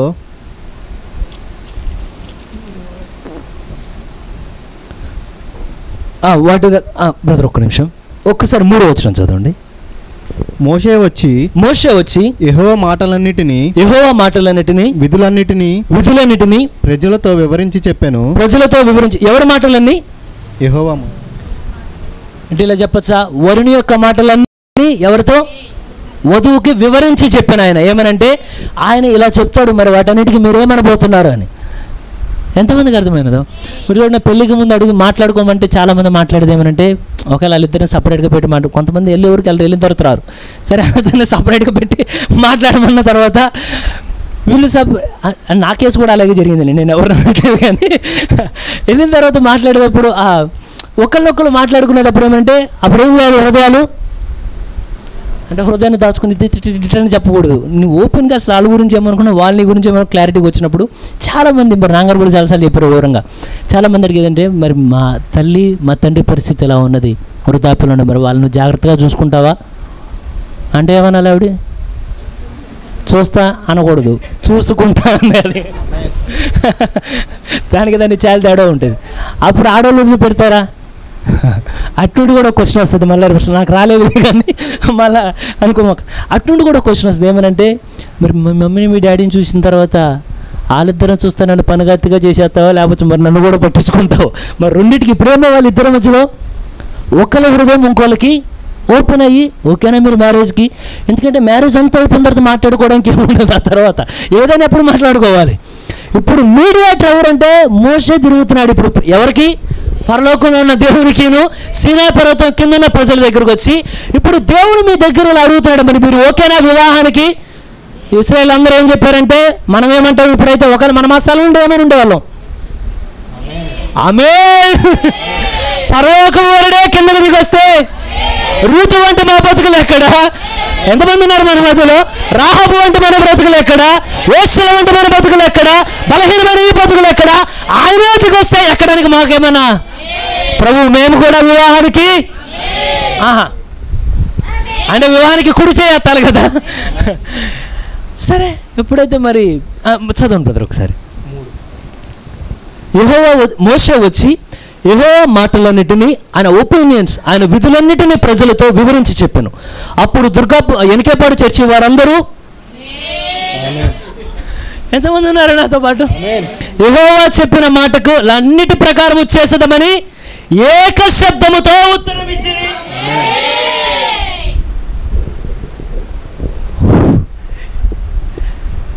దేవుడే చూపుడు కాక.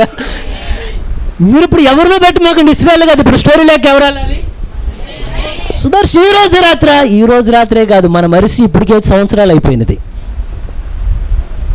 ఏకశబ్దంతో మనం దేవుడి దగ్గర అరిచి చాలా సంవత్సరాలు అయిపోయినది. అప్పుడు అరిసాం ఏమనగానే సేవకులు అనేక సార్లు ఆరాధన స్థలంలోకి వచ్చిన తర్వాత ఇది పుల్పిట్ ఇక్కడికి వచ్చి మీకు ఎక్స్ప్లెయిన్ చేస్తున్నారు. దేవుడు ఇలా ఉంటే ఇష్టపడతాడు, దేవుడు ఇలా ఉంటే ఇష్టపడతాడు, మీ భర్తకి ఇలా ఉంటే ఇష్టమనగానే అప్పుడు అడుగుతారు ఏమంటే మరి వాక్యం అంతటికి మీరు ఏమనబోతున్నారు? సంఘములతో చెప్పుచున్న మాట చెవుగలవాడు వినుడుగాక, వినే మౌనంగా ఉండడు కానీ వెంటనే మేమందరం దానికి కట్టుబడి ఉంటాం. ఎప్పుడు ఇచ్చాం? ఈ రోజున ఇచ్చి చాలా సంవత్సరాలు అయిపోయింది. కొంతమందికి 5 సంవత్సరాలు అయింది, కొంతమందికి 10 సంవత్సరాలు అయింది, కొంతమందికి 15 సంవత్సరాలు అయింది. ఎంతమందికి అర్థమవుతున్నదో? ఇప్పుడు ఇశ్రాయేలుకి మోషే అడుగుతున్నాడు, మీరంతా ఓకేనా? మరి మేము పెళ్లి కొడుకును చూడాలని అడగట్లేదు, ఎందుకంటే పెళ్లి కొడుకు కార్యాలు అందరూ చూశారు, జరిగిన కార్యాలు. పాముని కర్రని పాముగా మార్చింది ఆ వరుడే, ఎర్ర సముద్రాన్ని పాయలు చేసింది ఆ వరుడే, చేదన నీరుని మధురంగా మార్చినది ఆ వరుడే. ఏడని అడగట్లేదు కానీ ఇప్పుడు దిగి రాబోతాడా అని మన మధ్యలోకి. కానీ సరే, మీరు కూడా వరుణ్ చూసారా? ఆయన కార్యాలు కోకొల్లలుగా మన మధ్యలో చూసామండి. గడిచిన దినాల్లో ఉండి ఆలోచిస్తుంటే ప్రభువా నాకెందుకు మార్నింగ్ ప్రేయర్స్ గుర్తొచ్చి కొంచెం శత్రు ఆటంకపరిచాడు. మళ్ళీ తిరిగి మేమందరం ఒకటై మళ్ళీ ఈ స్థలంలో ప్రార్థనలు జరగాలి. ప్రతి అడ్డుగోళ్ళ దేవుడు కూల్చి మళ్ళా తన కృపను బట్టి నిలబెట్టును గాక. చిన్న చిన్న మనవులు కూడా ఇదే ఉదయకాల ప్రార్థనలు అడిగితే తిరిగి జవాబులు వచ్చిన తర్వాత మేమెంతటి వారమయ్యా, కానీ పరలోకంలో నీ కృప చిన్న చిన్న ప్రార్థనలకు మాకు జవాబునిచ్చావయ్యా. కారణం ఏంటంటే వరుడు ఎటువంటి వాడో మనకు ఆయన గుణలక్షణాలు మన మధ్యలో తెలియజేస్తూ ఉన్నాడు ఆయన. ఇప్పుడు మనందరం ఏమన్నామంటే ఆమేన్. సరే, మీ సంవత్సరాలు మీరు లెక్క పెట్టండి. ఇప్పుడు ఎన్ని సంవత్సరాలు అయింది మీరు ఆమెన్ చెప్పి? దీనికి ఎన్ని సంవత్సరాలు అయింది మీరు దేవుళ్ళలోనికి వచ్చి? ఎన్ని సంవత్సరాలు అయింది మనం ఆ కవెనెంట్కి హ్యాండ్ ఇచ్చి ప్రభువా? ఏదేమైనా సరే ఇప్పుడు ఏమనంటే మధ్యలో మీడియేటర్ ఏం చేస్తాడంటే, అంటే ఇప్పుడు వివాహం చేసే వ్యక్తి మధ్యలో ఉండి ఆ డైలాగ్ ఏంటి నాకు మొత్తం అది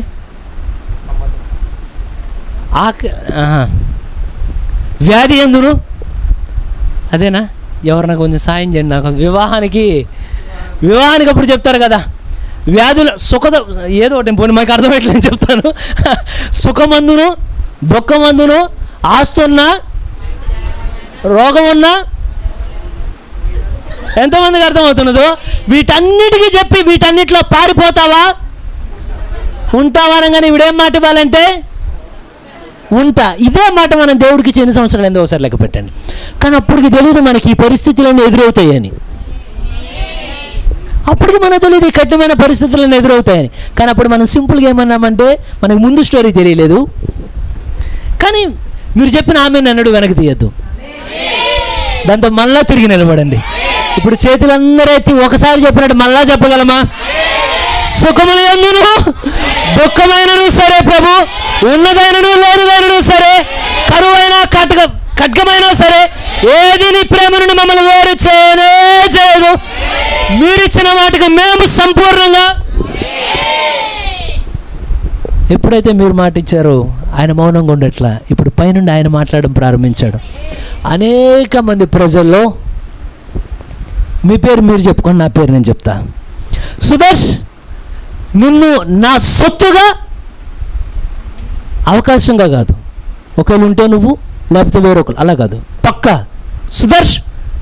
ఎందుకంటే మీరు చూడండి అక్కడ చెప్పేటప్పుడు అడుగుతారు కూడా, చేసేదవా కాపురం చేసేదవా అంటే చేసేదవా అని చెప్పకూడదు. ఏం చెప్పాలి స్పష్టంగా? క్లారిటీ. ఏమని లైఫ్లో ఏం జరిగినా ఈ మాట రికార్డ్ అయిపోయి ఉంటుంది, అందరి దగ్గర రికార్డ్ అయి ఉంటుంది కదా. మరి ఒకవేళ ఇదే రికార్డ్ అయితే నువ్వు దేవునికి ఇచ్చిన మాట రికార్డ్ అయి ఉండదా? ఇప్పుడు ఎవరెవరి మధ్యలో? మీకు నాకు. ఇది వ్యక్తిగతమైన వివాహ సంబంధం, ఇది వ్యక్తిగతమైన వ్యవహారం. ఇది మీరు ఏం మాట ఇచ్చారో దేవుడు మీరు నిలబెట్టుకునే శక్తిలో ఆయన కృపను మనకు అనుగ్రహించును గాక. ఎప్పుడైతే ప్రజలు మాట ఇచ్చారో వెంటనే పరలోకం నుండి ఆయన కూడా మాట ఇచ్చాడు, మిమ్మల్ని నా సొత్తుగా నేను స్వీకరించాను. ఇక ఈ ప్రపంచం మొత్తం ఏకమైనా సరే నా యొక్క ప్రతి ఆశీర్వాదానికి మీరు మాత్రమే హక్కుదారులు. ఆయన మీకు మాట ఇచ్చాడో ఇవ్వలేదా అండి? సుదర్శన్, నాకు ఇక్కడ మీకు విషయం తెలుసా? ఎప్పుడైతే వివాహం జరగానే, మరి ఇప్పుడు వివాహం జరగానే మనం ఏం చేస్తాం? వివాహంలో ప్రమాణాలు చేసి వెళ్ళిపోతామా? ఏ పొజిషన్లో ఉండి ప్రమాణాలు చేపిస్తారు మనకి?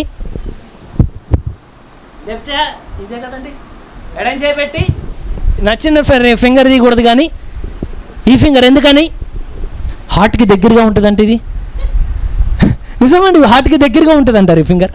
ఈ ఫింగర్ ఎప్పుడైతే పెట్టగానే అవతల వాళ్ళు అది పట్టుకొని, ఇది రింగ్ పట్టుకొని ఆ నోట్లో ఉండి మళ్ళీ అంటే మాటల ద్వారా ఆ ప్రమాణాన్ని తెలియజేస్తా ఆ రింగ్ అలా పెడతారు. ఏమంటే ఇంకా కవెనెంట్ కంప్లీట్ అయిపోయింది. కానీ ఇప్పుడు మరి దేవుడు వచ్చి ఇస్రాయల్కి రింగ్ పెట్టలా, ఇస్రాయల్ ఎవరు దేవుడికి రింగ్ పెట్టలా. కానీ వీరిద్దరి మధ్యలో కవెనెంట్ ఎవరు చేస్తున్నారు అంటే మోషే నిలబడున్నాడు. ఇప్పుడు ఎంతమందికి అర్థమవుతున్నదో? ఇప్పుడు ప్రజలకి దేవునికి మధ్యలో మీడియేటర్ ఎవరు? వివాహానికి వివాహ పెద్ద ఎవరు అంటే డాక్టర్ మోజెస్, పాస్టర్ మోజెస్. మోషే పాస్టర్ గారు అక్కడ నిలబడి ఉన్నారు. అక్కడ నిలబడిన తర్వాత వరుడు అక్కడ ఉన్నాడు, బావుల స్థితిలో లేడు ఆయన. అక్కడ చాలామంది పైకి వెళ్ళిన తర్వాత ఆయన చూసి ఏముంటుందంటే ఆయన పాదముల కింద నీలము వంటి పదార్థం ఒకటి కనబడుచూ ఉండేనని ఉంటుంది. అగ్నితో రగిలిపోతూ ఉన్నది, అగ్ని ధూమంలా ఉన్నది అదంతా. కారణం ఏంటి? ఆయన దేనికి వచ్చాడు? ఆయన మ్యారేజ్కి ఆయనకున్న ప్రాపర్టీ అంతా తీసుకొని వచ్చాడు. ఆయనకున్న అంటే ఆ శక్తి బలమంతా చూపిస్తున్నాడు ఆయన.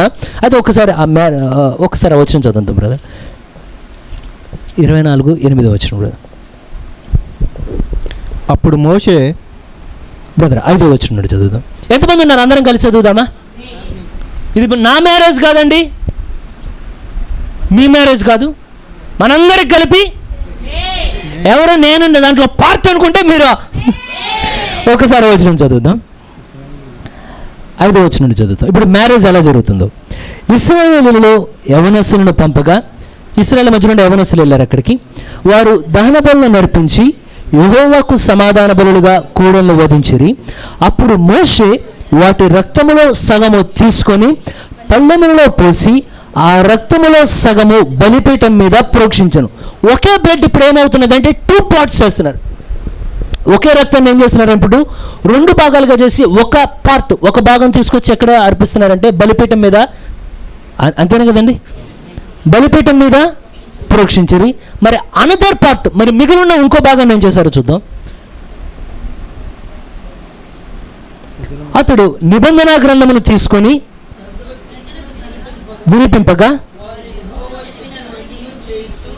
విధేయులమై, అప్పుడు మోషే రక్తమును తీసుకొని, ఏ రక్తం? ఏ సగమైతే బలిపీఠం మీద ప్రోక్షించబడినదో మిగతా సగం రక్తము మోషే తీసుకొని ప్రజల మీద ప్రోక్షించి. కారణం ఏంటంటే సేమ్ బ్లడ్ ఇప్పుడు ఎవరెవరి మీద ఉన్నదండి? బలిపీఠం మీద ఏ రక్తం ఉన్నదో ప్రజల మీద కూడా. ఎంతమందికి అర్థమైనదో? ఆ బలిపీఠం మీద ఏ రక్తం అయితే విజ్ఞాపన చేయొచ్చున్నదో అదే రక్తం. ఎంతమందికి అర్థమైనదో అండి? మళ్ళీ కాపాడుచున్న రక్తం ఇక్కడిది కాదు, కానీ ఎక్కడిదంటే సగం అక్కడ ఉన్నది. అదే జీవం మన మధ్యలో ఉన్నది. మనందరం నిబంధన కింద ఉన్న ప్రజలు మనం. ఎంతమందికి అర్థమవుతున్నదో అండి? ఇప్పుడు రింగ్ కాదు, ఇక్కడ నిబంధన దేనితో? రక్తంతో చేయబడుతుంది నిబంధన. ఇప్పుడు మోషే చెప్పాడు, ఓకేనా? ఇప్పుడు మీ రక్తం బలిపీఠం మీద ఉన్నది, రక్తం మీ మీద ప్రోక్షించాను. ఇప్పుడు నిబంధన గ్రంథం తీసుకున్నారు, ప్రతిదీ రికార్డ్ అయిపోయిన దాంట్లో మీరు ఇచ్చిన రికార్డ్. ఇప్పుడు మనం ఏమంటే పెళ్లి తర్వాత ఏం తేడా వచ్చిందనుకో, ఫోటో గట్టిగా తీ ఫోటో ఏమని, మళ్ళీ ప్రూఫ్ ఎక్కడ దొరకవు మనకి. మళ్ళీ ఒకవేళ వీడియో రికార్డ్ చేసేటప్పుడు ఆడియో మిస్ అయిపోద్దాము. వాడు చెప్పొద్దు, చూడు నీ ఆస్తిలో కూడా ఎంత మొత్తం గ్రేట్గా రికార్డ్ చేయాలి. మరి ఇప్పుడు మోషే మొత్తం దేంట్లో రికార్డ్ చేస్తున్నాడు? నిబంధన గ్రంథం. ఎంతమందికి అర్థమైనదో అండి? మరి ప్రేక్షకులు ఎవరయ్యా అంటే దేవదూతలు వేడుకున్న ఈ వేదికంతా నిన్ను చూస్తూ ఉన్నారు. ఓ ప్రభు, ప్రపంచం మొత్తంలో ఒక జనంగాన్ని తీసుకున్నాం. సరే, ఇక్కడ ఇప్పుడు నేను అడగవచ్చునా, మనమందరం కూడా కవెనెంట్లో ఉన్నామా? ఇప్పుడు కేవలం సున్నతి కాదు, భౌతికమైన రక్తం కాదు, కానీ ప్రభువైన యేసుక్రీస్తు యొక్క రక్తం కింద ఎంతమంది వచ్చిన వాళ్ళు ఉన్నారండి? ఒక్కసారి ఇదే స్థలంలో మరొక్కసారి ఇర్మియా గ్రంథం 32వ అధ్యాయం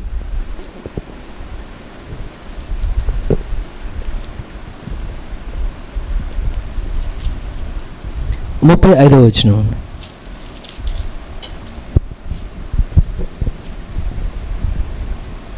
వారు తమ కుమారులను, ఇప్పుడు సేమ్ పీపుల్ ఎవరైతే ఇప్పుడు వాళ్ళని కాదు, మళ్ళీ మనం పెట్టుకుందాం, ఎవరైతే దేవునికి మాట ఇచ్చారో, ఎవరైతే దేవునికి సమీపంగా నడిచారో, ఎవరైతే దేవుణ్ణి అయ్యా నువ్వు తప్ప మరెవరిని ఆరాధించము, నువ్వు తప్ప అది కాదు ఇది కాదు ఇక ఏదైనా నీవే అని చెప్పి ఏ ప్రజలైతే మాట ఇచ్చారో అదే ప్రజల గురించి వరుడు చెప్తున్న ఒపీనియన్ చూడండి. ఇక్కడ ఇర్మియా గ్రంథానికి వచ్చరికి వాళ్ళ పరిస్థితి ఎలా ఉన్నదో. వారు తమ కుమారులను కుమార్తెలను ఇశ్రాయేలు గురించి మాట్లాడాలని ప్రతిష్ఠింపవలనని బెన్ హిన్నోము లోయలోనున్న ఒక అన్యత్వపు కార్యం గురించి చెప్పబడుతున్నది. Ben Hinnom లోయలోనున్న బయలునకు బలిపీఠములను కట్టించిరి. నా దగ్గర బలిపీఠం కట్టి ఆ రక్తంలో పాత్ర అంటే ఆ రక్తంలో భాగమైన వీళ్ళే అన్ని బలిపీఠాలు వీరే కట్టడం ప్రారంభించారు. అలాగు చేయుటకు నేను వారికి ఆజ్ఞాపింపలేదు. అలా చేయమని మ్యారేజ్ కవెనెంట్లో ఎక్కడ నేను చెప్పలేదే. చాలు బ్రదర్, అబద్ధం చెప్పమని ఎన్నడూ నేను మ్యారేజ్ నిబంధనలో నేను చెప్పలేదా నా బిడ్డలకి? వాక్యాన్ని దాటి వెళ్ళిపోమని చెప్పి ఎన్నడూ నా ప్రజలకి ఆ నిబంధన గ్రంథంలో ఎన్నడూ చెప్పలేదే. ఆరాధనలకు వెనకపడమని ఆ నిబంధన గ్రంథంలో ఎన్నడూ నేను, పరిశుద్ధాత్మను దుఃఖపరచమని ఆ నిబంధన గ్రంథంలో ఎన్నడూ నేను, ఉన్నారు నాతో పాటు దేవుని దుఃఖపెట్టే కార్యాలు జరిగించమని ఆ నిబంధన గ్రంథంలో ఎన్నడూ నేను. కానీ అన్నీ జరుగుతున్నాయి. లౌకిక పరిస్థితి అలా ఉన్నది. కింద చదవండి బ్రదర్.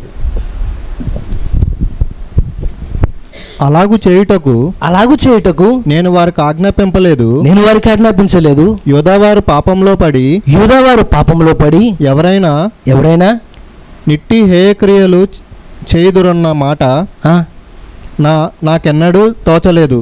ఇది ఇంగ్లీష్లో కరెక్ట్గా ఏమని ఉంటుంది అంటే it never came in to my mind అని ఉంటుంది. అంటే ఏమనంటే నేను ప్రేమించిన బిడ్డలు ఇలా చేస్తారని ఎన్నడూ నా హృదయంలో నేను అనుకోలేదని ఉంటుంది. ఎంతమందికి అర్థమైనదో అనగా నాకు అసలు ఆ మాట చదవగానే ప్రభువా, అసలు దిక్కులేని బిడ్డల్ని అంటే దిక్కులేని పరిస్థితిలో ఉన్న ఇశ్రాయేలు నువ్వు రక్షించిన తర్వాత, వారినంత ఉన్నత స్థితికి తెచ్చిన తర్వాత, ఒక దేవుడు నిలబడి ప్రజల గురించి మాట్లాడేటప్పుడు మీరు ఇలా చేస్తారని నా హృదయంలో నేను ఎన్నడూ అనుకోనలేదంటే అదెంత దీనకరమైన కార్యం. అది ఎంతమందికి అర్థమవుతుందో. ఎన్నడూ మీరు అంటే ఇలా చెప్పొచ్చు, ఒక విశ్వాసి ఇంత దిగజారుతాడని నా హృదయంలో నేను ఎన్నడూ తలంచలేదే అని. అంటే మీరు గమనించండి, ఒక భార్య పొరపాటు జరిగితే భర్త అన్నాడు అనుకోండి, నువ్వు ఇట్లా చేస్తావు అసలు నేను ఎన్నడూ ఊహించలే, ఇంత స్థితి దిగజారిపోయి అంటే అది ఎట్లా ఉంటుందో. అసలు దేవుడు అన్నాడు మిమ్మల్ని ఇంత కాపాడిన తర్వాత ఇటువంటి స్థితికి దిగజారిపోతారని కనీసం నా ఆలోచనలో కూడా రాలేదు నాకు. సుదర్శిపుడు ఎవరి తలుపులు తడుతున్నాడు ఆయన? ఇటువంటి వారి తలుపులు తడుతున్నాడు ఆయన. ఎంతమందికి అర్థమైనదో అండి.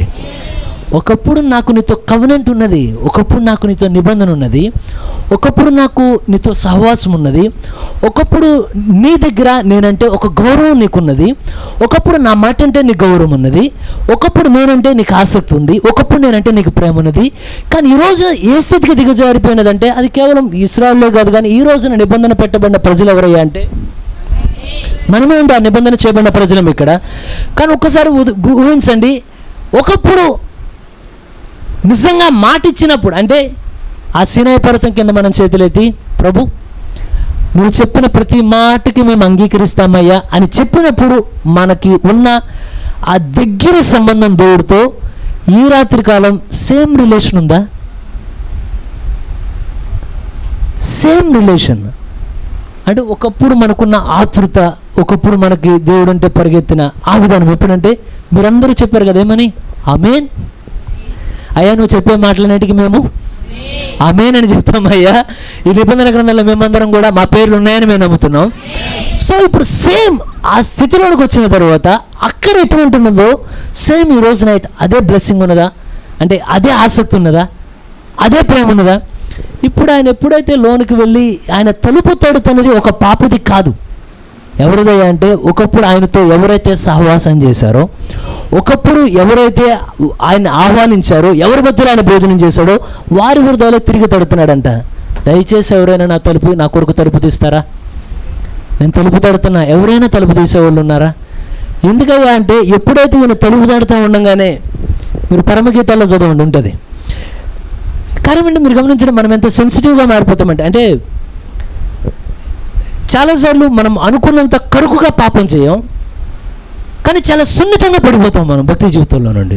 చాలా సున్నితంగా మన కాలు స్లిప్ అయిపోతుంది, కనీసం గమనించడం కూడా గమనించడం దాన్ని.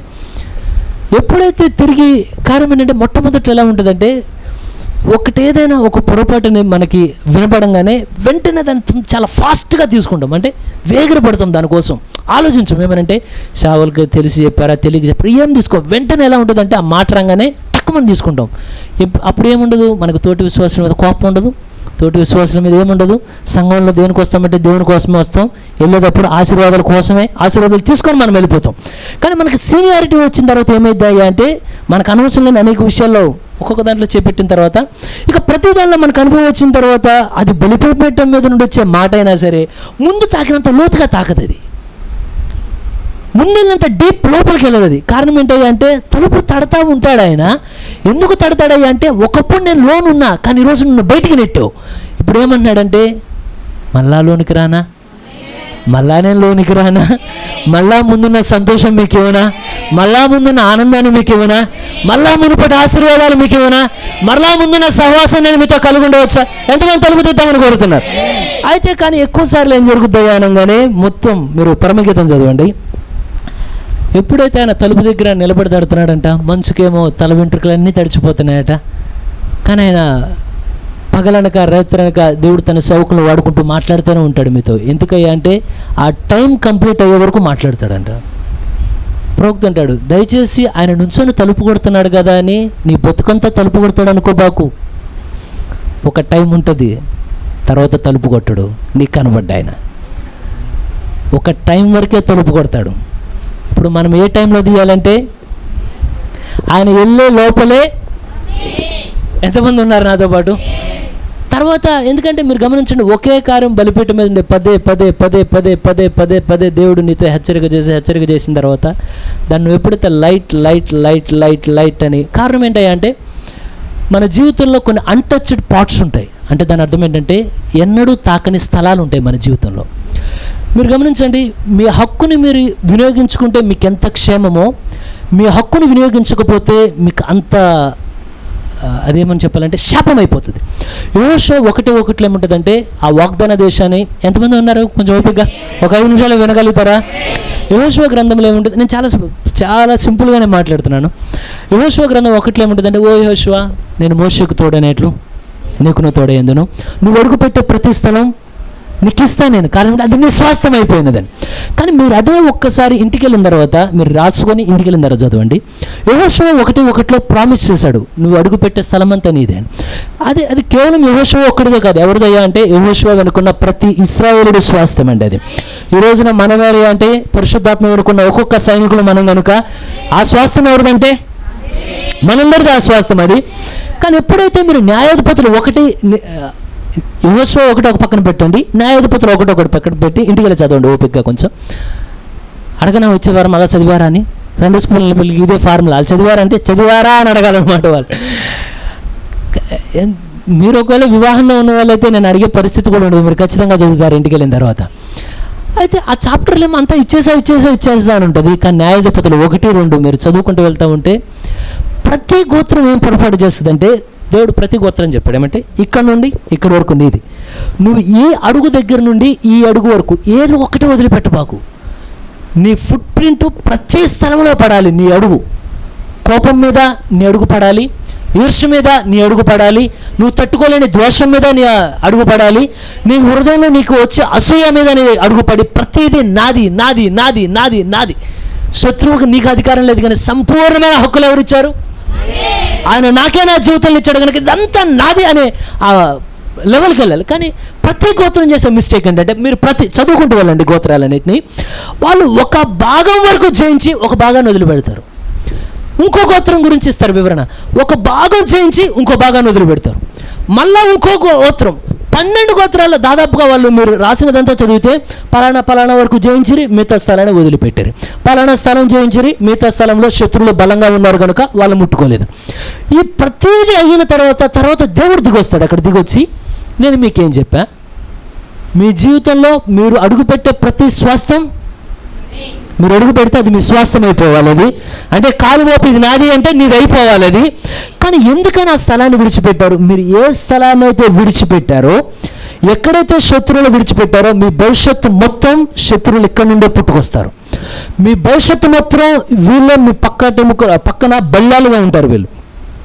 కారణం ఏంటంటే నీ హక్కును ఏం చేయాలంటే సంపూర్ణంగా, ఎంతమందికి అర్థమవుతున్నదో, నీ హక్కు సంపూర్ణంగా నువ్వు ఏం చేయాలంటే పూర్తి టేక్ ఓవర్ చేయలేమనంటే, శత్రువా నా హృదయంలో ఎక్కడా నీకు స్థానం లేదు, కానీ ప్రతి అడుగు ప్రతి అణువు కూడా ఏమంటే ఇది మొత్తం దేవుని కొరకే నేను దీన్ని వాడాలని కోరుతున్నా. కానీ మన లైఫ్లో ఏమైంది అంటే కొంత భాగం మీరు జయించరని నేను చెప్పట్లా, మన హృదయంలో కొంత భాగం దేవుడికి ఇస్తాం. కానీ ఒక సర్టెన్ పీరియడ్ అంటే ఏదో ఒక బలహీనత నుండి సంవత్సరాలు వెంటాడుతూ ఉంటుంది. దేవుడు బలిపెట్టే మీదకి వచ్చినప్పుడల్లా సేవకుడితో మాట్లాడతా నువ్వు ఏ స్థలాన్ని విడిచిపెట్టావో ఆ స్థలం గురించి ఎత్తి మాట్లాడుతూ ఉంటాడు. ఎంతమందికి అర్థమవుతుంది కదండి? కారణం ఏంటంటే నీ హృదయం పైన చాలా ఇచ్చేస్తావు దేవుడికి, కానీ నీ హృదయం లోపల ఎక్కడో ఒక చిన్న స్థానం ఉంటుంది. కొన్నిసార్లు సినిమా ఉంటుంది అక్కడ, కొన్నిసార్లు క్రికెట్ ఉంటుంది అక్కడ, కొన్నిసార్లు నీ కోపం ఉంటుంది అక్కడ, కొన్నిసార్లు ఎంతమందికి అర్థమవుతుందో నేను చెప్పేది, ఏదో నువ్వు అతిగా ప్రేమించేది ఏదో స్థలాన్ని విడిచిపెడతావు. కానీ దేవుడు ప్రతిసారి సేవకులు నిలబెట్టేప్పుడు మాట్లాడుతూ ఉంటాడు ఏమనంటే ఆ స్థలం ఏదైతే వదిలిపెట్టావో ఖచ్చితంగా నీ అడుగు దాని మీద ఈ స్థలాన్ని జయించడానికి ఎలా నేను నీకు తోడుగా ఉన్నానో ఆ స్థలాన్ని జయించడానికి కూడా నేను యెహోషువ మోషేకు తోడై ఉన్నట్లు ఎంతమంది జయిద్దామని కోరుతున్నారండి? ఇప్పటి వరకు నా జీవితంలో నేను ముట్టుకొని భాగాలు. కారణం ఏంటంటే చాలా బలహీనతలు మనకు తెలుసు, కానీ చాలాసార్లు యథార్థంగా నోరిప్పి దేవుడి దగ్గర మనం ఒప్పుకొని కూడా ఒప్పుకోం. ఏమనంటే ప్రభువా ఈ బలహీనత నన్ను వెంటాడుతుంది. కారణం ఏంటి? ఇష్టపడతాం. ఓకే ఉండని, నో ప్రాబ్లం. ఇక్కడ వరకు చర్చికి రాగలుగుతున్నా, ఆమెను చెప్తున్నా, ప్రెసిడెంట్ చెప్తున్నా, అందరూ నేను విశ్వాసాన్ని నమ్మారు, నేను కూడా అందరిని విశ్వాసాన్ని నమ్ముతున్నా, అంతా బాగున్నది ప్రార్థనలో. కానీ ఈ పార్ట్ ఎవరికి కనబడుతుంది? ఈ పార్ట్ ఎవరికి కనబడుతుంది అంటే నీకు దేవుడికి మాత్రమే కనబడుతూ ఉంటుంది. ఎంతమందికి అర్థమైనదో అండి? ఈ పార్ట్ నువ్వు ఎంత జయించావన్నది ఇక్కడ ఇంపార్టెంట్ కాదు, ఎంత విడిచిపెట్టావనేది ఇంపార్టెంట్ ఇక్కడ. ఎంతమందికి వాక్యం అర్థమవుతున్నదండి? నీ లైఫ్లో ఏదో ఒక బలహీనత నేను వెంటాడుతా అంటే కారణం ఏంటంటే ఇప్పుడు దేవుడు ఏం కోరుతున్నాడంటే నీ హృదయంలో ఎక్కడ శత్రువుకు తావేవుకు, ఏ నుండి జెడ్ వరకు మొత్తం అల్ఫా ఓమేగా ఆయనే మొత్తాన్ని ఆక్యుపై చేయాలని కోరుతున్నాడు ఆయన. కానీ ఏదైనా స్థలాన్ని విడిచిపెట్టావు అనుకో, ఒకరోజు ఆ స్థలం గురించి ఆయన నిన్ను అడుగుతూ ఉంటాడు, ప్లీజ్ అది లోను ఉంటే నేను ఉండలేను, బయట అది లోను ఉంటే నేను లోను ఉండలేను, దయచేసి ఆ శత్రువుని తరం పెట్టు, నేను లోనుకి వస్తా. ఎంతమంది తలుపు తెద్దామని కోరుతున్నారు? కానీ ఎప్పుడైతే ఆయన తలుపు కొడితే కొన్నిసార్లు మన పరిస్థితి ఎలా ఉంటుందంటే ఇప్పుడే నా చేతులు కడుక్కున్నా, ఇప్పుడే నా కాళ్ళు కడుక్కున్నా, ఇప్పుడే మంచం మీద పనుకున్నా, ఈ లోపల మీరు పరమగీతం చదవండి. వరుడు అక్కడ నుంచొని రాత్రంతా చల్లదనానికి ఆ జుట్టు మీదంతా మంచు పడతా ఉన్నదంట. కానీ ప్రతి బుధవారం ఆపకుండా కొడతానే ఉంటాడంట. ప్రతి ఆదివారం తల మంచుకు తడుస్తూ ఉన్నా కొడతానే ఉంటాడంట. ఇప్పటికన్నా నువ్వు ఏ భాగాన్ని అయితే విడిచిపెట్టావు దాన్ని సంపూర్ణంగా చేయి తీరిని.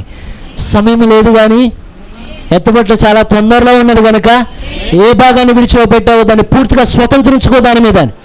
ఎప్పుడైతే ఆయన కొడతా ఉంటాడో మనం ఉంటామంటే ఏమనంటే అరే ఇప్పుడే ఫ్రెష్ అప్ అయ్యా, ఇప్పుడే అయిపోయినదని.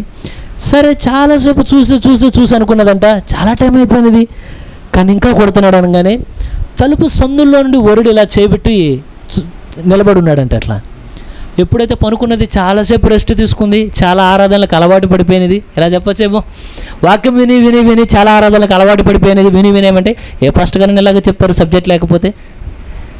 ఇక్కడ సబ్జెక్ట్ లేక దేవుడు ఎవరిని పంపాడు? నీతో ఏదో మాట్లాడాలనే పంపిస్తాడు దేవుడు ఒక వ్యక్తిని. ఎంతమంది నాకు అర్థమవుతున్నదో? ఎప్పుడైతే దీనంగా అడిగి ఆ చెయ్యి అలా లోపలికి వచ్చి అడుగుతున్నా, ఇప్పటికన్నా లెగుస్తావా, హృదయాన్ని ఇప్పటికన్నా మేలుకొలుపుకుంటావా, ఏ భాగాన్ని విడిచిపెట్టావో దయచేసి ఆ భాగాన్ని కంప్లీట్ చేయి. నీ ఆఫ్ లైఫ్ దేవుడికి అక్కర్లా, నీ సగ జీవితం దేవుడికి అక్కర్లా. నీ ఆఫ్ లైఫ్, నీ సగ జీవితం నీ తోటోడిగా నచ్చుద్ది, దేవుడికి ఎట్ట నచ్చుద్ది? అది ఆయనకి ఇవ్వాలంటే సంపూర్తిగా సమర్పించగలిగితే. ఎవరున్నారు ఈ రాత్రి కాలం ముందు? ప్రభు నా లైఫ్లో, కారణం ఏంటంటే మీరు అవునన్నా కాదన్నా మీ లైఫ్లో నేను చెప్పినప్పుడు మీరు నా ఇంకా ఒకవేళ ఏమీ తెలియనట్టు చూసినా సరే మీకు మీ జీవితాల్లో తెలుసు మీరు ఏ భాగాన్ని వదిలిపెట్టారు, ఏ భాగం గురించి దేవుడు మీతో ఎక్కువసార్లు మాట్లాడుతున్నాడో మీ గుండెల్లో మీకు తెలుసు. ఏ లైఫ్ దేవుడు మీరు ఎక్కడ కాంప్రమైజ్ అవుతున్నారు. ఎందుకంటే మనిషి గురించి తెలియదండి, కానీ దేవుడికి తెలియని హృదయం ఏదీ లేదు కనుక ఆయన ఇప్పుడు అడుగుతున్నది కంప్లీట్ చేయ రిమైనింగ్ పార్ట్. ఎప్పుడైతే రోజు అనుకుంటుంది ప్రతి ఆరాధన కామన్ చేపెట్టి రిక్వెస్ట్ చేసిన తర్వాత ప్రవక్త అన్నమాట నాకు బాగా అనిపి ఆయన నేను బతిమలాడతాడు, హృదయాన్ని చాలా దీనంగా కొడతాడు. ఎందుకంటే మీరు గమనించండి, పావురం కూడా నోవాహు ఓడ దగ్గరకు వచ్చినప్పుడు ఏమంటుంది? గూ కారణమే ఒకప్పుడు ఓడలోని పావురమే అది కనుక తిరిగి వచ్చి కొట్టాలని కోరుతున్నది. నీ దగ్గరికి ఎందుకు వస్తున్నదంటే ఒకప్పుడు నీలో ఉన్న ఆత్మే అది. ఒకప్పుడు నీతో ఉన్న సహవాసమే అది, ఒకప్పుడు నువ్వు అనుభవించిన ఆనందమే అది. కానీ అది రిటర్న్ అయ్యి మళ్ళా కొడుతున్నది. ఏదో స్థితిలో మిస్ అయ్యావు, డోర్ కొడుతున్నా, ఓపెన్ చేయి. ఎప్పుడైతే పెంతెకోస్తు సంఘం డోర్ కొడుతుంటే, పెంతెకోస్తు సంఘం చాలా బిజీగా ఉన్నదంటే బయట భాషలు మాట్లాడతా. కానీ నిజమైన హంబుల్నెస్, అధీనత్వం, దేవుడు దేంట్లో ఉంటాడో దాన్ని మటుకు స్వతంత్రించుకోలేకపోతున్నారు. కానీ ఈ రోజున వధువు ఆ స్థితిలో ఉండాలని దేవుడు కోరట్లేదు. కానీ మీరు పరమగీతం చదువుతూ ఉంటుంది, ఎప్పుడైతే చాలాసేపు చూసినదంట, చూసి అరే ఇన్ని వారాలు నేను విన్నా వెనకపోయినా దేవుడు మాట్లాడుతూ ఉన్నాడు, ఇక ఈ రోజన్నా రెడీ అవుదామని ఎప్పుడైతే లెగిసేసరికి అప్పుడు వరకు తలుపు కొట్టిన వరుడి కనబడట్లేదు. ఆ స్థితి మనలో ఎవరికి రాకూడదండి. మనం ఎప్పుడు తలుపు తీయాలంటే, మీ లైఫ్లో అనేక సార్లు ఆయన తల ఇంకా మంచుకు తడుస్తూనే ఉండవచ్చును, వానకి ఆయన తల ఇంకా తడుస్తూనే ఉండవచ్చును, కానీ చాలా ఓపికగా కొడతాడు ఆయన. Please remaining pot. కానీ ఏదో ఒక రోజున కొట్టిన ఆ శబ్దం నీకు వినపడదు ఇక. ఎందుకంటే ఆయనకి ఒక టైం ఉంది, వదిలిపెట్టి వెళ్ళిపోతాడు దాన్ని. మరి ఏం చేయాలి సుదర్శ్? నీకున్న హక్కులు సమర్పించు. ఎంతమంది ఇష్టపడుతున్నారండి? నిజమైన గొర్రె చేసేది ఏంటంటే, నీకు చాలా వాటి విషయాల హక్కు ఉన్నది కనుక ధైర్యంగా నువ్వు చేస్తావు. కానీ ఇప్పుడు కావాల్సింది ఏంటంటే, దేవుడి నీలోనికి రావాలంటే మొట్టమొదటిగా నీ రైట్స్ నువ్వు సబ్మిట్ చేసే. ప్రభువా, ఈ హక్కులేమీ నేను తీసుకోవాలని కోరట్లేదు, కానీ చేయడానికి నాకు హక్కున్నా నేను చేయను ప్రభువా. నా హక్కులన్నీ నీ చేతుల్లో పెడుతున్నా, నువ్వు ఒక్కడివి నాలోనికి వస్తే చాలు ప్రభువా. నా లైఫ్లో అన్ని ప్రాబ్లమ్స్ సెటిల్ అయిపోయినట్టే. ఎంతమంది ఉన్నారండి మీ హృదయాలు తీయగలరా? కొత్త హృదయం కాదు ఇది, వచ్చేది కొత్త ఆత్మ ఇది కాదు, ఒకప్పుడు మీరు అనుభవించిన ఆత్మ అది. కానీ మళ్ళా ఈరోజు ఇరికేపాడులో మళ్ళా ఒకసారి హృదయాన్ని, ఒకప్పుడు ముందున్న ఆసక్తి మళ్ళా నువ్వు చూపించగలవా? దయచేసి అందరు లేచి నిలబడదాం. జీవనదిని నా హృదయములో ప్రవహింపచేయుమయ్యా. మమ్మల్ని అధికముగా తండ్రి, మా తల్లిదండ్రుల కన్నా ప్రభువా, మా రక్త సంబంధుల కన్నా తండ్రి ఎక్కువ ప్రేమను మేము చూసినది తండ్రి కేవలం నీ సన్నిధిలో మాత్రమే ప్రభువా. ఎవరు మమ్మల్ని ప్రేమించినా తండ్రి, వారికి మా భవిష్యత్తు ఏంటో తెలియదు ప్రభువా. మేము దాచిన మా పాపాలేంటో వారికి తెలియదయ్యా, మేము దాచిపెట్టిన మా పొరపాట్లేంటో వారికి తెలియదయ్యా. వారు ఏమి తెలియక మమ్మల్ని ప్రేమించారు, కానీ నీవైతే అన్నీ తెలిసి నువ్వు ప్రేమించావు ప్రభువా. ఈరోజు లోకంలో ఉన్న వారికన్నా మేమేమాత్రం గనులము కాదు కానీ తండ్రి, ఇశ్రాయేలు ఎలా స్వల్ప జనాంగమై ఉండి ఉన్నారో, ఈ రాత్రి కాలం ముందు నిలబడిన మేము స్వల్ప జనాంగమై ఉండి ఉన్నామయ్యా. కానీ మమ్మల్ని ప్రియులు తండ్రి, మరి నన్ను నీ యొక్క ప్రియురాలుగా మేము ఉండడానికి తండ్రి ఏర్పరచుకున్న వారు నీవే ఉండి ఉన్నావయ్యా. ఒకప్పుడు మేము మీతో నిబంధన చేశామయ్యా, ఒకప్పుడు మేము ఏకస్వరముతో మేము చెప్పామయ్యా, నీ నిబంధనలకన్నిటికీ మేము కట్టుబడి ఉంటామని తండ్రి. కానీ అనేక సంవత్సరాలు ఇప్పటికీ గడిచి ఉండి ఉన్నది. మేము అనుకోని పరిస్థితులు అనేక మా జీవితంలో జరిగినాయి ప్రభువా. మేము అనుకోని అనేక పొరపాట్లు కూడా మా వల్ల జరిగినవి నాయనా. కానీ రాత్రి కాలం మందు ఒక్కసారి మేము ఇచ్చిన మాట ప్రభు మరలా నూతనం అవ్వడానికి దయ చూపించండి తండ్రి.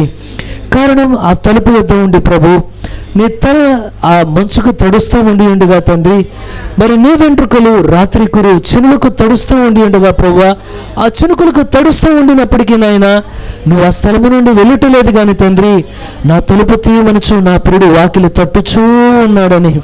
ఓ ఎన్ని మార్లు మా వాకిలి తట్టుచూ ఉండి ఉన్నావో నాయన, మా తలుపులు ఎన్నిసార్లు తడుతూ ఉండి ఉన్నావో నాయన.